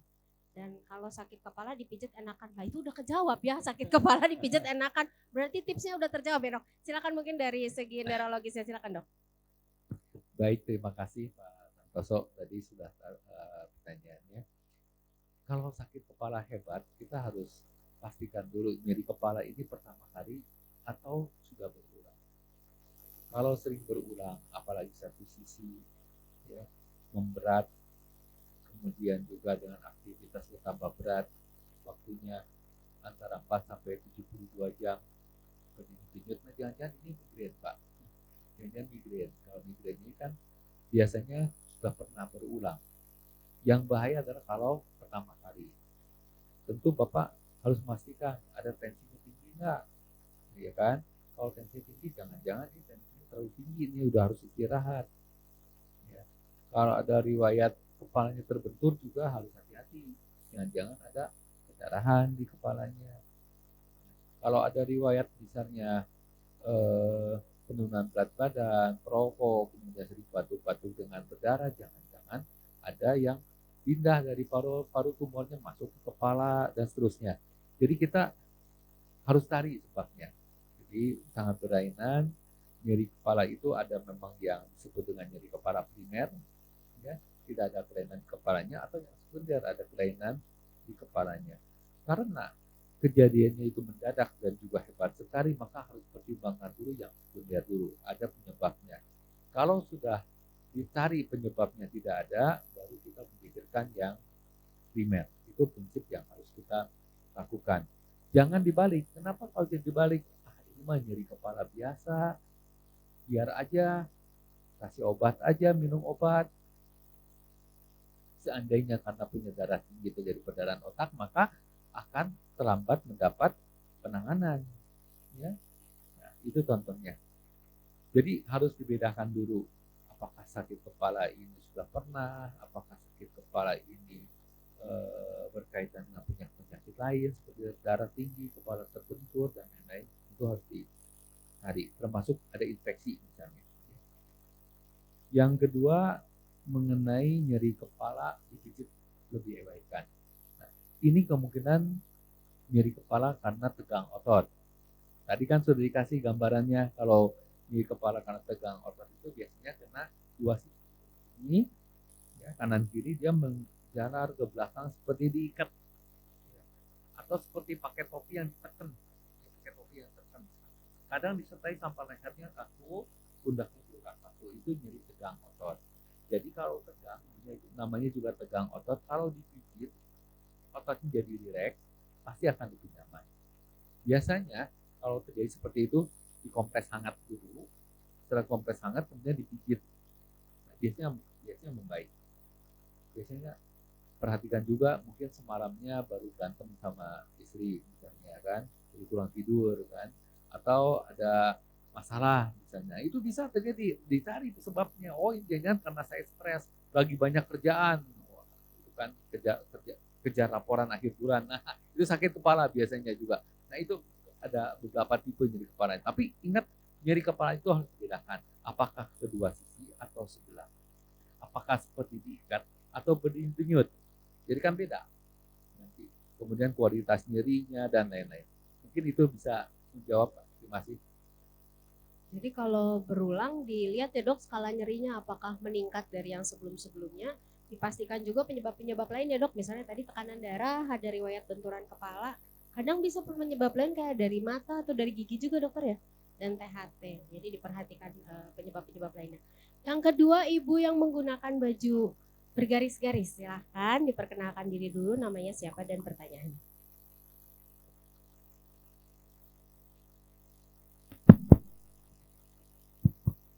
Ya, terima kasih. Saya Ibu Maria. Ya.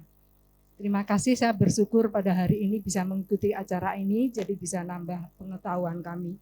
Tapi saya nggak tahu begitu banyak bahasa medis, apalagi bahasa Inggris saya nggak tahu.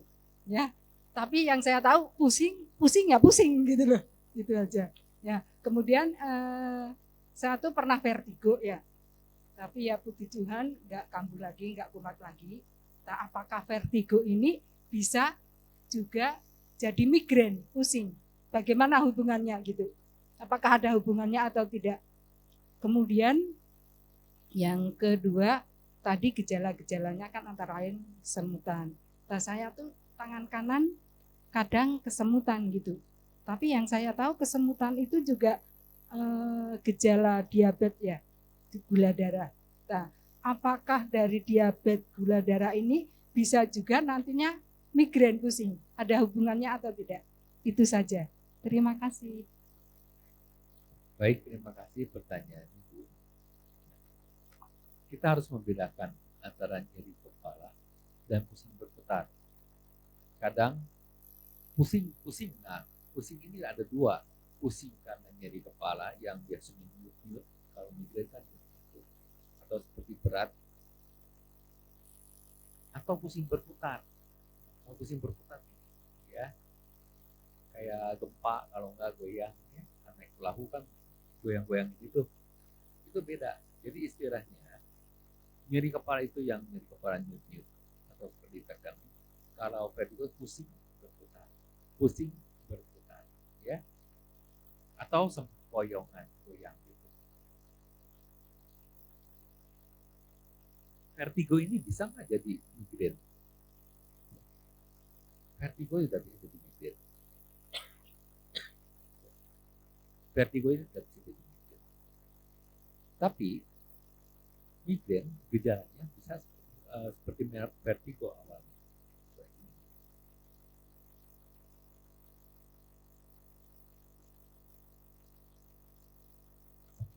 Izin narasumbernya minum boleh ya, karena dehidrasi bisa menyebabkan migrain tadi ya.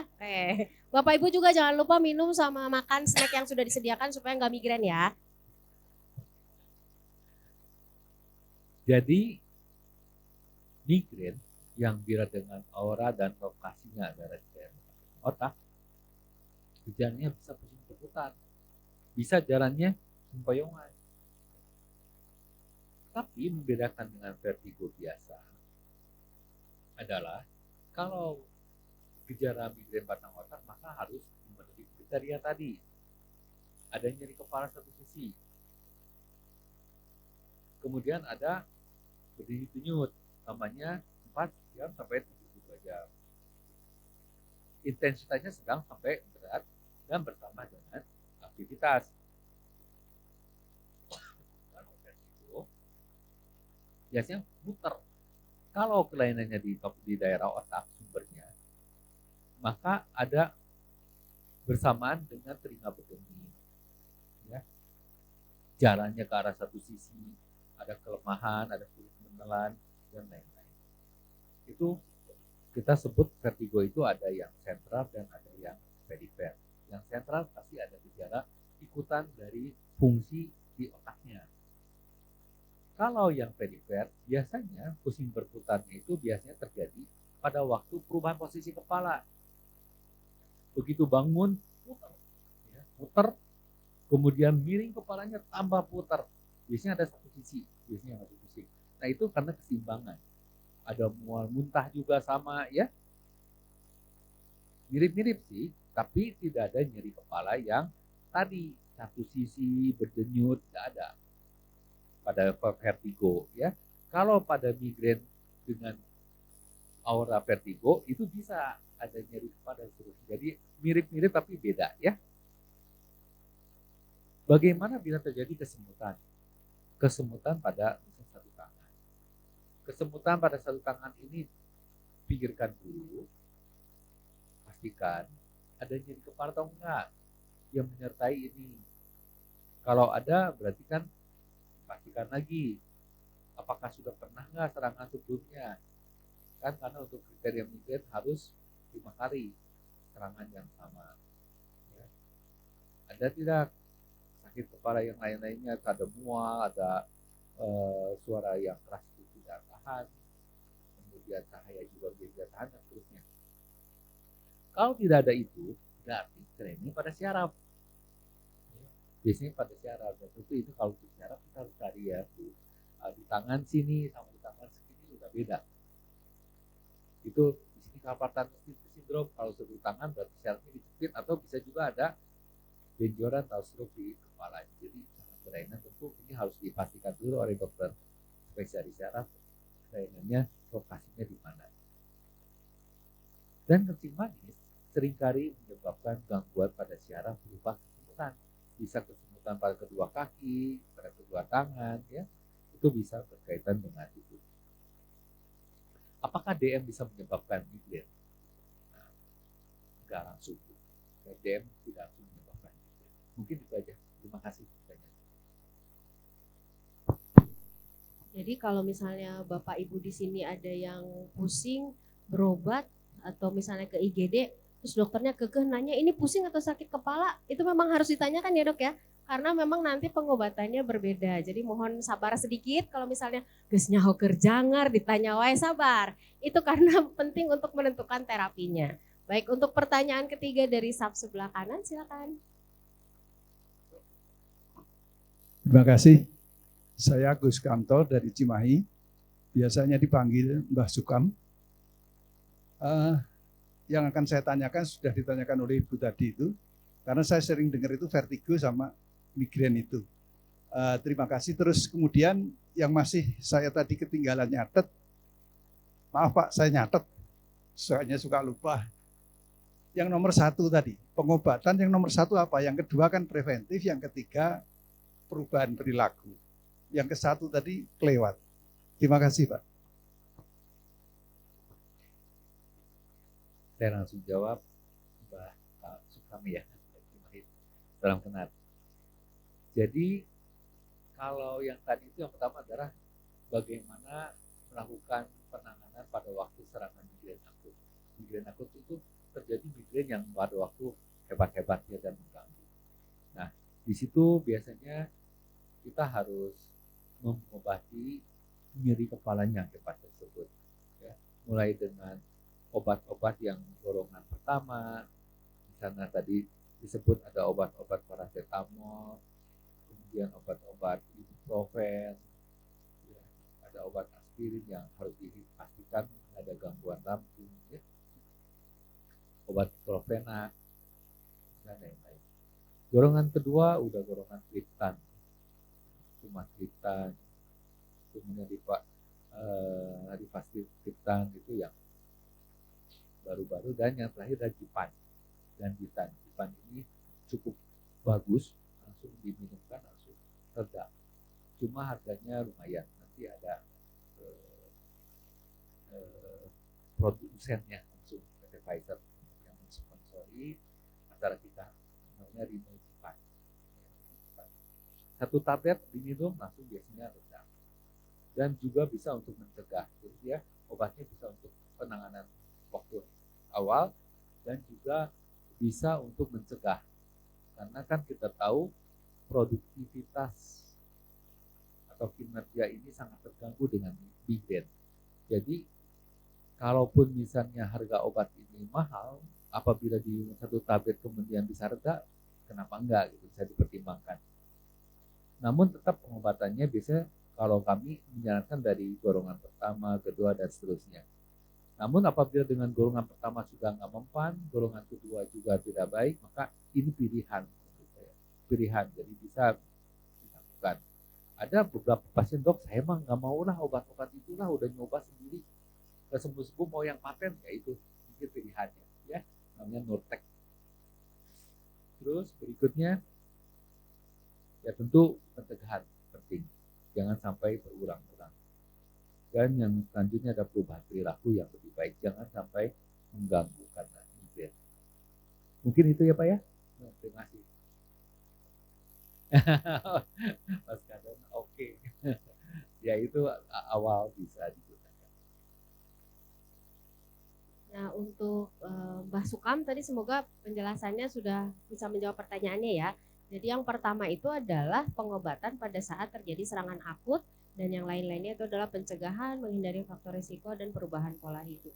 Buat yang seperti Mbah Sukam saya belum menawarkan untuk ke saf kiri ya.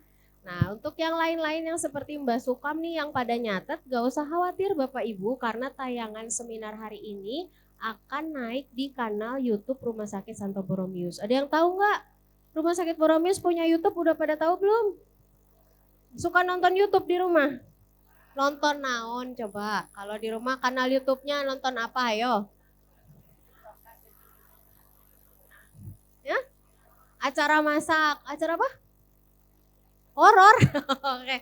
Nah, daripada nonton yang horor-horor, boleh nih diselingi dengan nonton konten-konten edukasi ada di kanal Rumah Sakit Santo Borromeus ya.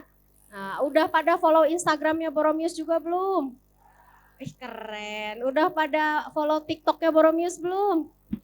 Oh nggak punya TikTok, nggak ya? Bukan gen TikTok ya, tapi untuk nanti bisa ditonton lagi nih tayangannya ya dok ya di kanal YouTube-nya Rumah Sakit Santo Borromeus. Jangan lupa juga Rumah Sakit Santo Boromius dan PKRS punya beberapa klub kesehatan. Ada yang tahu nggak klub kesehatan Boromius apa aja? Klub asma, betul. Apalagi? Klub Pesadia. Satu lagi apa? Iya, Persadia itu diabetes. Satu lagi.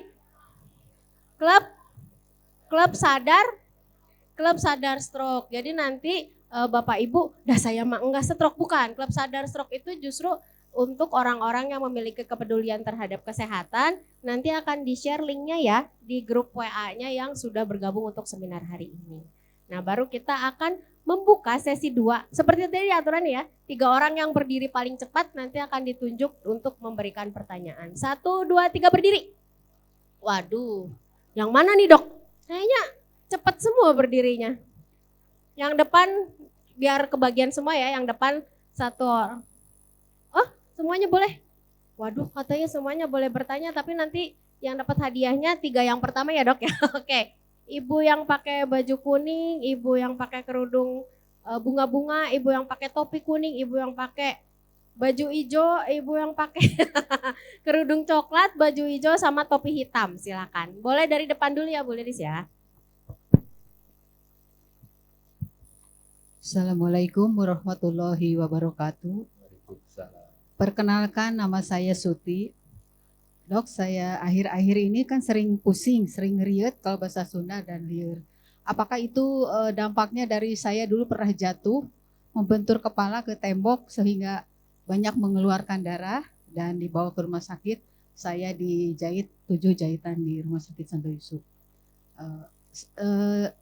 Dan saya tidak bisa nyenyak tidur. Jadi kalau malam baru sekitar jam 11 lebih baru bisa tidur. Dan terjaga kembali jam 3 subuh. Apakah itu ada dampaknya dari saya pernah jatuh? Itu saja mungkin dok pertanyaan saya. Terima kasih. Baik, Bu. Nyeri kepalanya boleh tahu Bu, satu sisi atau 2 sisi Bu? Saya ditekan tadi ya. Saya ditekan. Jadi kalau tadi gambarnya kan ada yang di sini yang jahit terus ya ke samping, seperti diikat lah atau ditekan ya. Kayak diikat ke belakang Ya. sampai ke ini ke leher. Ibu ada sakit mah nggak? Ada. Nah, Mah akut.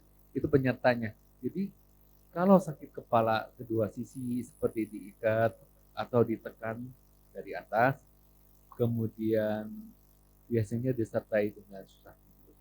Jadi tidur sebentar terbangun. Biasanya juga disertai dengan perih ulu hati. Itu biasanya mungkin ibu kecapean, lagi banyak bekerja, lagi banyak pikiran. Nah itu yang bisa sebagai penyebabnya. Kadang-kadang sampai ke sini ya Bu ya, sampai ke sini. Itu harus dihindari waktu penyebabnya. Kalau misalnya banyak pekerjaan itu akan diatur bagaimana supaya tidak mengganggu. Kemudian kalau ada masalah-masalah diselesaikan dan itu harus berubah. Jadi pikirannya positif, happy. Nah itu yang tentunya harus dari badan sendiri untuk mengatasi itu. Obat-obat mungkin bisa minum obat paracetamol dan sebagainya sehingga itu merelaksasi, hindari misalnya pegang handphone atau memikirkan masalah pada waktu mau tidur. Kalau udah mau tidur, bebaskan semua masalah pikiran yang mengganggu. Tentukan cahayanya, kemudian jangan pegang handphone, kemudian istirahat. Boleh ada musik sedikit, misalnya instrumen, sehingga itu bisa terlelap dengan baik. Ya. Dan jangan lupa olahraga, teratur. Ya. Terima kasih Bu. Jadi kalau mau tidur jangan lihat-lihat keranjang belanjaan moce, oh ya nanti tambah riet, jangan. Yang sebelahnya Bu Lilis. Terima kasih, nama Nia dari Banjaran dok. Jadi mau tanya dok, setiap kali habis kena hujan atau perjalanan jauh pakai motor, suka sakit kepala tapi hanya bagian belakang saja gitu. Kadang kalau habis perjalanan jauh itu sakitnya tuh sampai menyebar ke mata yang sebelah kanan gitu dok, dari belakang kepala. Apakah itu disebabkan karena menderita tekanan darah rendah juga gitu dok? Apakah itu masih termasuk migrain? Atau karena pengaruh ini ya, beban helm gitu terlalu berat atau gimana dok? Terima kasih. Baik, terima kasih. Sebelumnya saya ingin tahu dulu untuk sakit kepalanya. Sakit kepalanya ini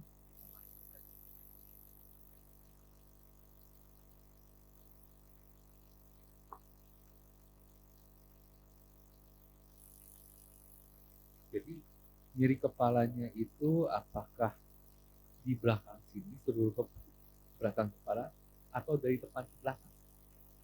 Belakang aja seperti itu ya. Kemudian ada mual, nggak ada ya. Muntah juga nggak ya. Nggak dinyut-nyut kan, lebih seperti tekan. Oh, jadi nyut. Kemudian penglihatannya ada perubahan terhadap cahaya misalnya. Nggak ada gitu ya. Nah, tadi kan sakit kepala satu sisi bukan. Kemudian sakitnya tidak terlalu berat, tidak ada mual, muntah, terhadap cahaya, suara juga tidak bertambah. Ada mual. Kalau ada mual, apakah nyerinya itu bertambah nggak dengan aktivitas seperti naik motor, misalnya bertambah nyeri, bertambah berat. Kalau udah terjadi itu, kalau nggak diobatin hilang sendiri atau terus-terusan mengganggu. Nah, bisa 1 jam ya. Tentu ini harus cari sebabnya. Harus cari sebabnya. Kemudian kalau seperti ini tentu harus dipastikan apakah ini karena tegang otot, ya, karena kan pengen cepet-cepet nih sampai tujuan, atau lagi sambil nyetir motornya, dari kendaraan motornya itu masih memikirkan hal-hal yang lain, tentu itu akan menyebabkan tegang.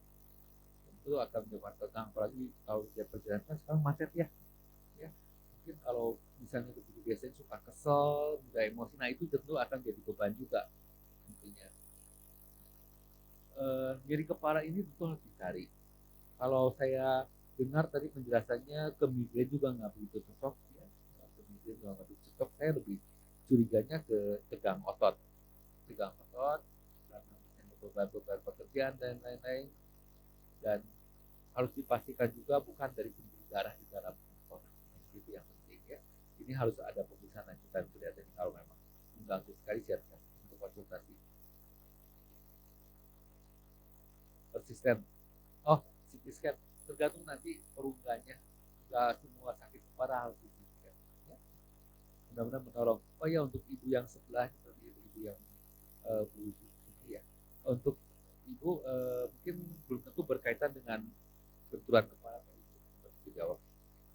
Baik, mungkin itu yang bisa saya jawab ya.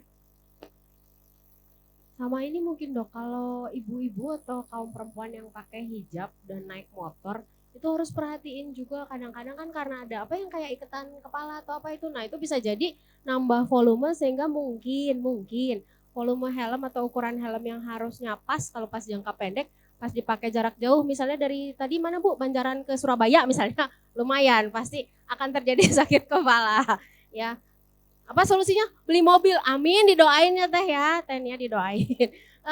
Sebelahnya lagi sekarang Bu Lilis, ini yang barisan depan ini sesuai dengan posisi menentukan prestasi, rupanya sangat memperhatikan dok.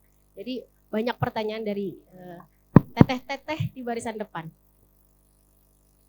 Assalamualaikum warahmatullahi wabarakatuh. Perkenalkan, nama saya Yayah Yuliana, usia 72 tahun. Hobi saya bersepeda. Punya riwayat hipertensi dok. Kalau pakai helm terlalu kencang, suka nyut-nyutan itu kepala teh, gimana? Atau cara mengatasinya? Terima kasih. Baik, terima kasih Ibu Yuyut. Wah, bagus untuk bersepeda, tapi Ibu harus pastikan karena Ibu punya darah tinggi, pastikan sebelum naik sepeda itu tensinya baik ya. Berapa tensi yang baik? Di bawah 140 per 90, misalnya 120 per 80 itu baik.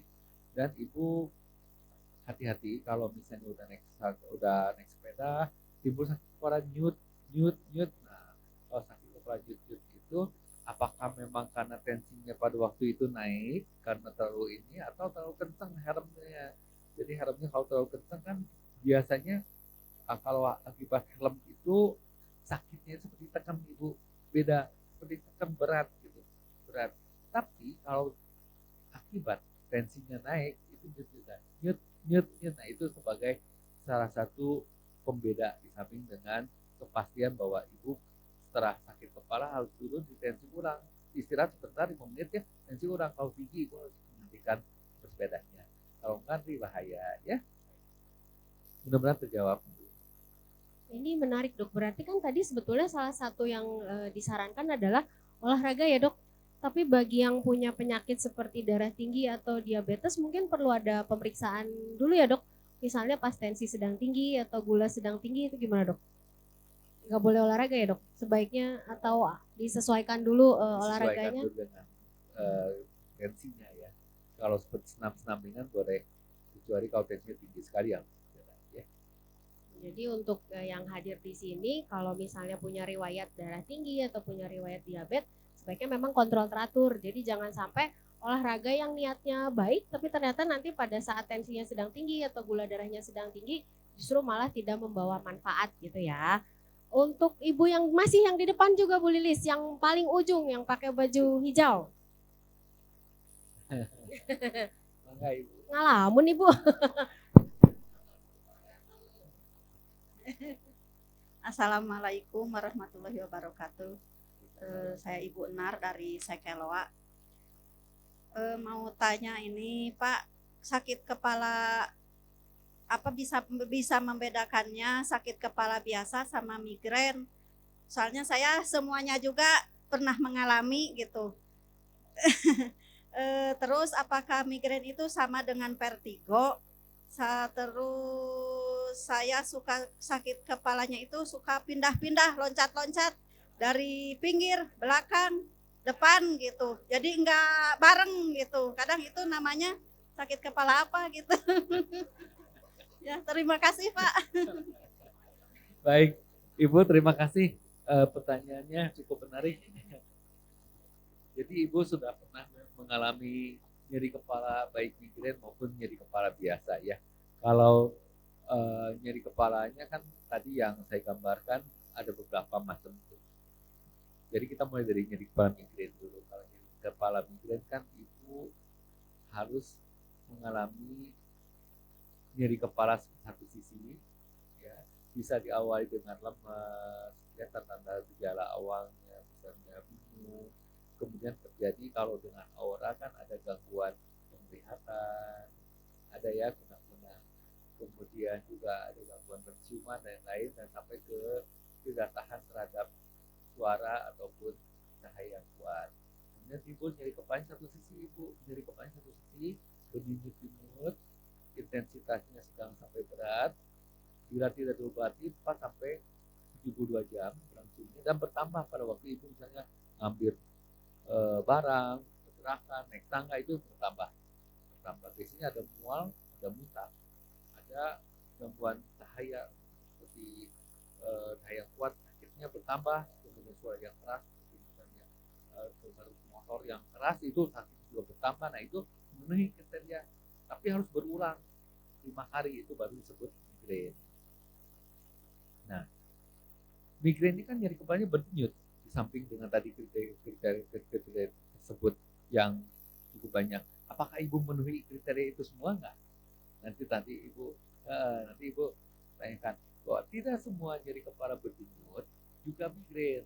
Nah, itu kadang yang dari kelainan pembuluh darah itu juga nyeri kepalanya nyut. Cuma kan nggak ada yang lain-lainnya ya. Jadi kriteria yang lainnya nggak ada. Bagaimana kalau nyeri kepalanya pindah-pindah? Yang dirasakan sebentar di sini, sebentar di sini, sebentar di sini, kadang di sini. Itu kalau sebentar-sebentar dan tidak berdenyut, itu bukan migrain itu. Biasanya itu karena mungkin sakit kepala karena tegang ototnya ya. Atau pegang handphone kelamaan, sakit kepalanya sebelah ya, itu bisa terjadi. Apakah nyeri kepala berkaitan dengan vertigo? Nggak selalu. Vertigo kan tadi pusing berputar.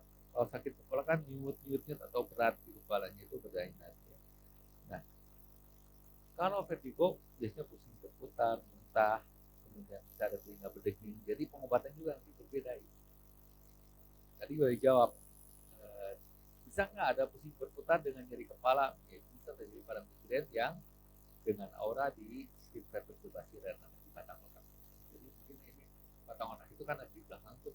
Penting salah satu gejalanya bisa bareng vertigo gitu ya. Ada lagi Bu yang belum terjawab? Cukup ya? Baik. Jadi sakit kepalanya loncat-loncat padahal ibunya diem ya? Nah, kalau ibunya loncat-loncat mungkin sakit kepalanya nih, oke. Jangan ya Bu, boleh olahraga tapi pas jangan lagi sakit kepala. Saya lupa lagi yang mana tadi, yang baju kerudung coklat ya? Ya, ibu berkerudung coklat, ibu baju hijau sama ibu topi hitam ya nanti ya. 3 lagi. Perkenalkan dok, saya dengan Ance Mala. Izin bertanya, saya ada riwayat dulu sakit miom sama kista dok. Dulu saya pernah tindakan di sini sama dokter Edi Haswidi ya. Yang ingin saya tanyakan adalah, pada saat saya sering merasakan nyeri, pereda nyeri, sering kita mengkonsumsi obat pereda nyeri. Apakah itu bisa mengakibatkan vertigo? Itu satu dok. Dan satu lagi, ada pernah disarankan untuk tindakan CT scan karena saya sering kumat gitu vertigonya. Apakah akan ada efek samping tindakan daripada CT scan tersebut? Terima kasih dok. Terima kasih Ibu.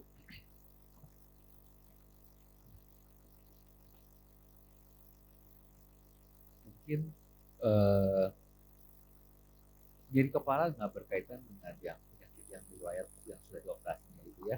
Yang Ibu tanyakan mungkin apakah kalau sering nyeri kepala minum pereda nyeri, apakah ada risikonya kan gitu ya Bu ya. Tentu obat pereda nyeri ini kalau diminum hanya sekali-sekali nggak berbahaya. Tergantung juga obat yang diminumnya. Kalau hanya paracetamol, ya obat-obat ya ada berbagai merek dagang yang isinya paracetamol, kadang-kadang ada kafein ya. Kafein itu silakan aja Bu. Yang aspirin juga yang cocok boleh, tapi hati-hati tadi ada efek sampingnya ke lambung ya. Nah, kalau dipakai lama bahaya nggak? Bahaya. Sakit kepala sedikit minum obat, sakit kepala sedikit minum obat. Itu kan nanti lama-lama akan menjadi minum obat 1 tablet nggak mempan. Aduh masih sakit-sakit, minum lagi 2 tablet sekaligus. Nah, ada yang sampai minum 4 tablet, itu kan udah dosisnya berlebihan. Nanti akan mengganggu ke liver dan ginjalnya, ya. Tapi itu yang harus dihindari. Dan tadi sudah disebut ada namanya medication overuse headache. Jadi nyeri kepala karena menggunakan obat-obat secara berlebihan. Di Indonesia kan gitu. Nah itu satu contohnya Ibu. Kemudian apakah perlu di CT scan? Tergantung, mesti periksa dulu. CT scan ini sebuah pemeriksaan di mana masuk ke alat menggunakan penyinar, ya. ada radioaktifnya juga, ada sinar radioaktif. Nah itu tentu ada efek sampingnya, tapi minimal sekali. Jadi kalau waktu muter itu arah CT scan, yang nggak boleh kita langsung masuk tiba-tiba. Makanya itu bisa ditutup.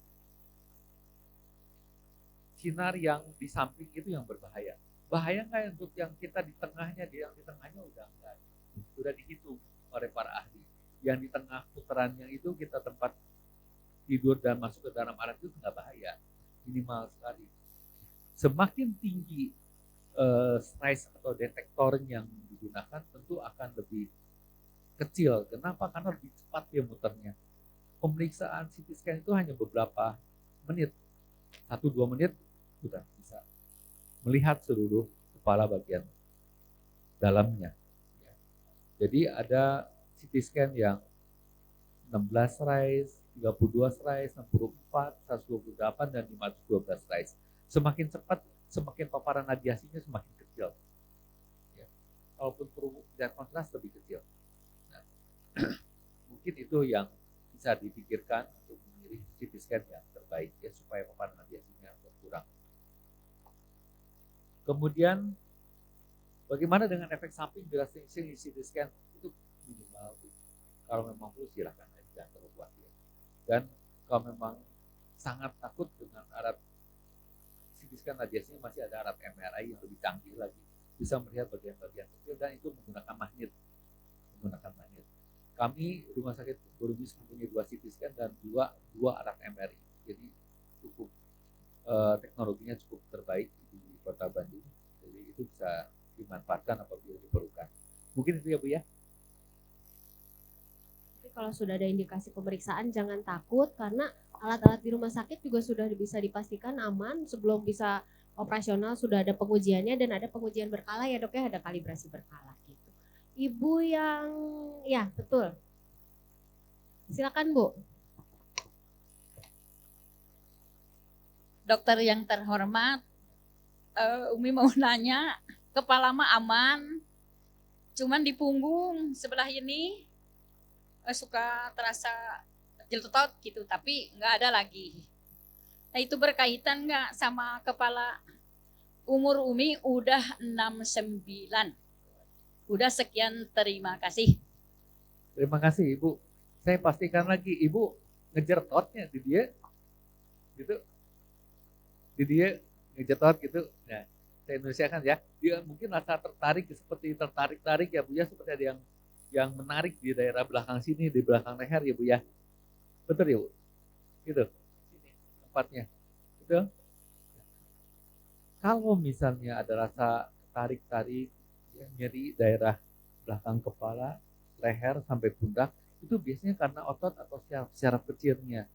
Jadi nanti Ibu perhatikan apakah kebiasaannya Ibu sering menonton TV, ya drama-drama itu ya, sekarang sinetron, drakor, sampai tiduran, sampai nonton TV-nya tiduran gini, nah itu bisa. Ya. Atau pegang handphone, sering tiduran gini, nah, itu bisa. Ya. Nah, kalau yang di perkantoran kan seringnya ngetik, ya, gini kan, terus itu akan berubah struktur dari otot dan tulang-tulang serta syaraf di sininya, itu menyebabkan rasa ketarik yang jertot-jertot tadi itu ya bisa sampai ke belikat bahkan. Mungkin itu ya Bu ya. Itu terjawab baik. Pertanyaan terakhir dari Ibu yang di baris belakang, silakan. Selamat pagi dok, saya Marcelina. Tahun 2013 saya mengalami tabrak lari, terpental 100 meter, dan saya hampir 1 minggu nggak bisa lihat. Dari situ, itu kan sudah 11 tahun. Beberapa tahun ini kadang mengalami migrain atau vertigo juga. Apakah itu efek dari benturan atau kecelakaan itu? Terus yang kedua, saya suka berenang. Apakah berenang juga bisa memperbaiki untuk vertigo dan migrain? Terima kasih dok. Baik, terima kasih Ibu. Apakah setelah kecelakaan tabrak lari itu Ibu ada sakit kepala yang berkelanjutan nggak dari tahun-tahun setelah tabrakan itu? Oh, 6 bulan ya.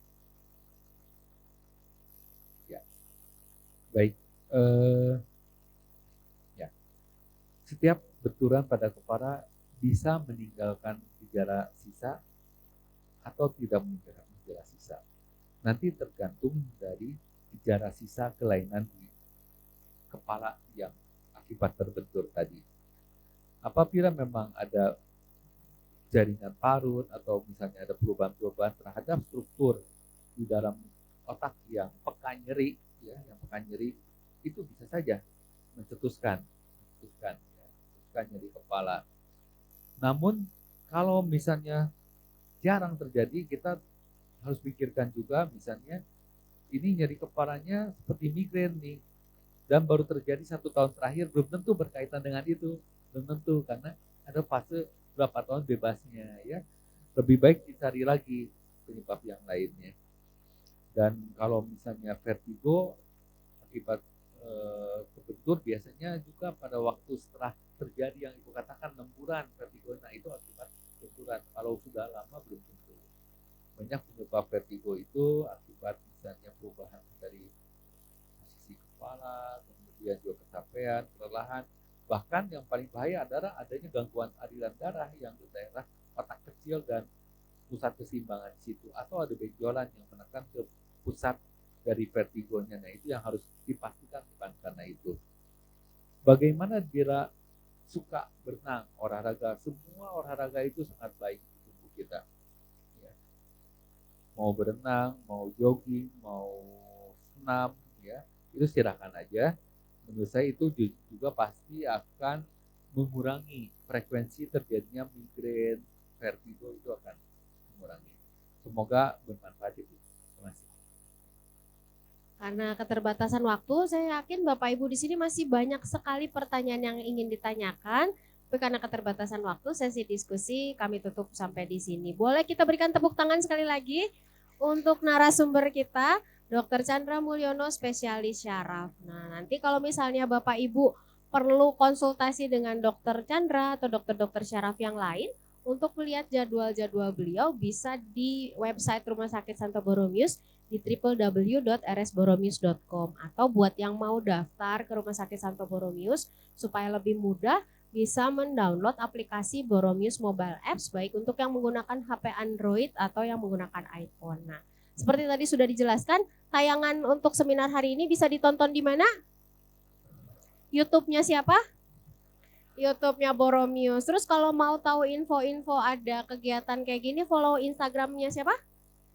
IG-nya @rsborromeus. Dan jangan lupa juga bergabung di klub-klub kesehatan yang ada di Rumah Sakit Santo Borromeus. Tadi apa aja? Ada Persadia, klub asma, satu lagi klub sadar stroke. Betul. Nah, karena Dokter Chandra memiliki kesibukan lain, kita foto bersama dulu ya dokter ya. Bapak Ibu tetap di tempat saja. Kami dan saya dan Dokter Chandra yang akan ke tengah, nanti fotografernya yang ke depan ya, giliran. Dan jangan pulang dulu sambil kita berfoto bersama. Disiapkan tadi kan Bapak Ibu dapat voucher ya, yang untuk pemeriksaan. Dibuang nggak vouchernya? Ada, itu akan kita jadikan untuk undian door prize ya. Karena katanya salah satu penyebab migrain adalah kalau nggak menang door prize habis ikut seminar. Oke. Jadi disiapkan nomor vouchernya, akan ada 3 voucher untuk berbelanja di Jogja Group dan ada 2 e-money dari Rumah Sakit Santo Borromeus.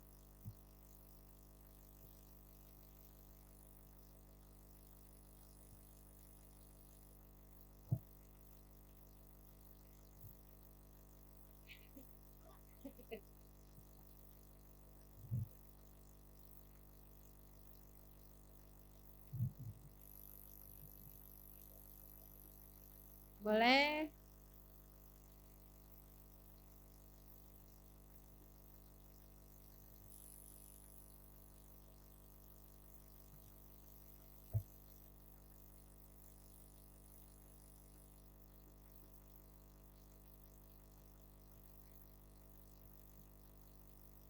Sarangeo katanya.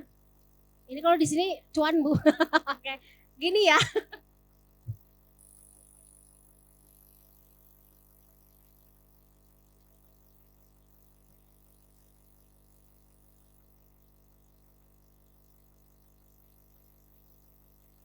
Terima kasih banyak. Sekali lagi kita berikan tepuk tangan untuk Dokter Chandra yang sudah memberikan pengetahuan pada kita untuk pada pagi hari ini. Panitia sudah siap untuk undiannya?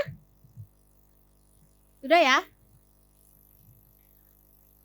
3 kali disebut nomornya nggak ada, lagi ke kamar mandi, lagi ke kamar tidur, lagi kemanapun kita undi ulang ya. Setuju ya? Kalau door prize mah langsung setuju. Oke. Sudah dipegang nomor vouchernya? Nanti yang nomornya disebut langsung ke saya, lalu nanti langsung ke meja panitia yang ada di sebelah kanan saya di depan ya. Kita putar sama-sama, nanti bilang stop bareng-bareng ya.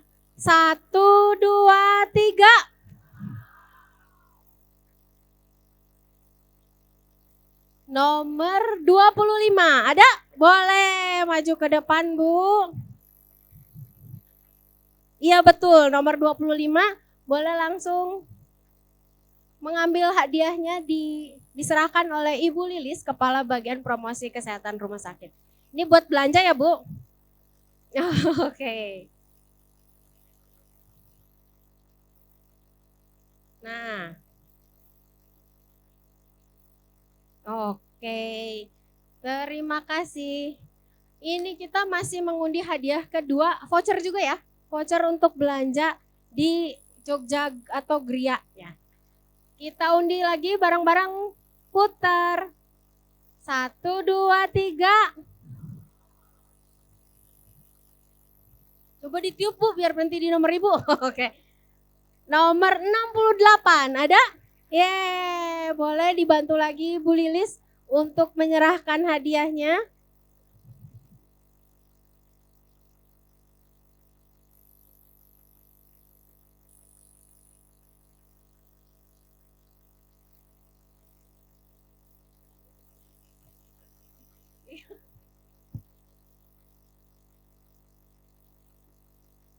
Kita akan mengundi lagi voucher yang ketiga.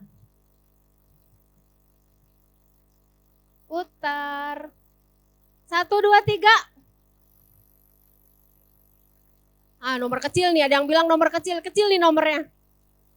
Nomor 12, ada?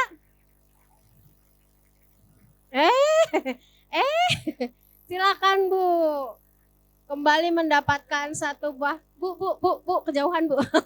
Kembali mendapatkan satu buah voucher senilai Rp100.000.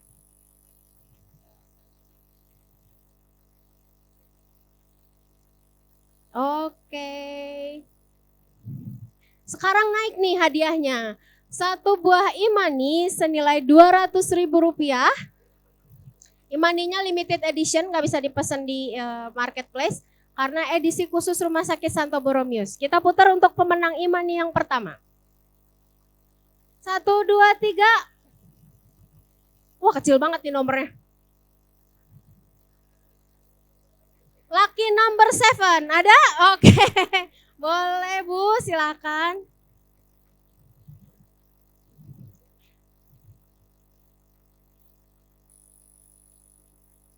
Ya, buat bayar tol atau bayar parkir.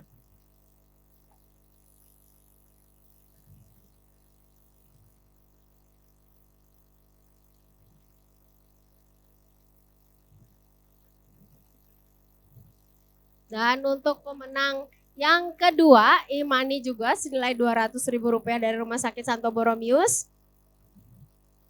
Tadi doa pembukaannya lupa, nggak ada doa door prize ya? Oke. Stop nomor 65. Ada? Ada? Ya.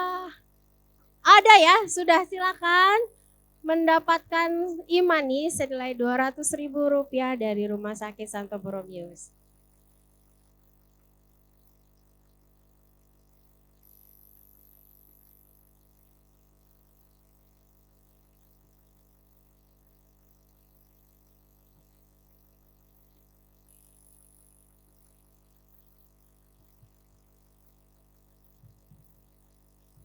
Dengan selesainya pengundian door prize, maka sudah selesai juga acara kita pada pagi hari ini. Boleh tepuk tangan untuk kita semua. Terima kasih atas kehadirannya Bapak Ibu dalam acara di Rumah Sakit Santo Borromeus. Semoga jika ada acara-acara berikutnya Bapak Ibu bisa mengikuti kembali. Terima kasih juga kepada segenap panitia dan seluruh pihak yang telah berpartisipasi sehingga acara hari ini dapat terselenggara. Mohon maaf apabila ada kekurangan atau kesalahan. Selamat siang, selamat kembali berkarya, Tuhan memberkati.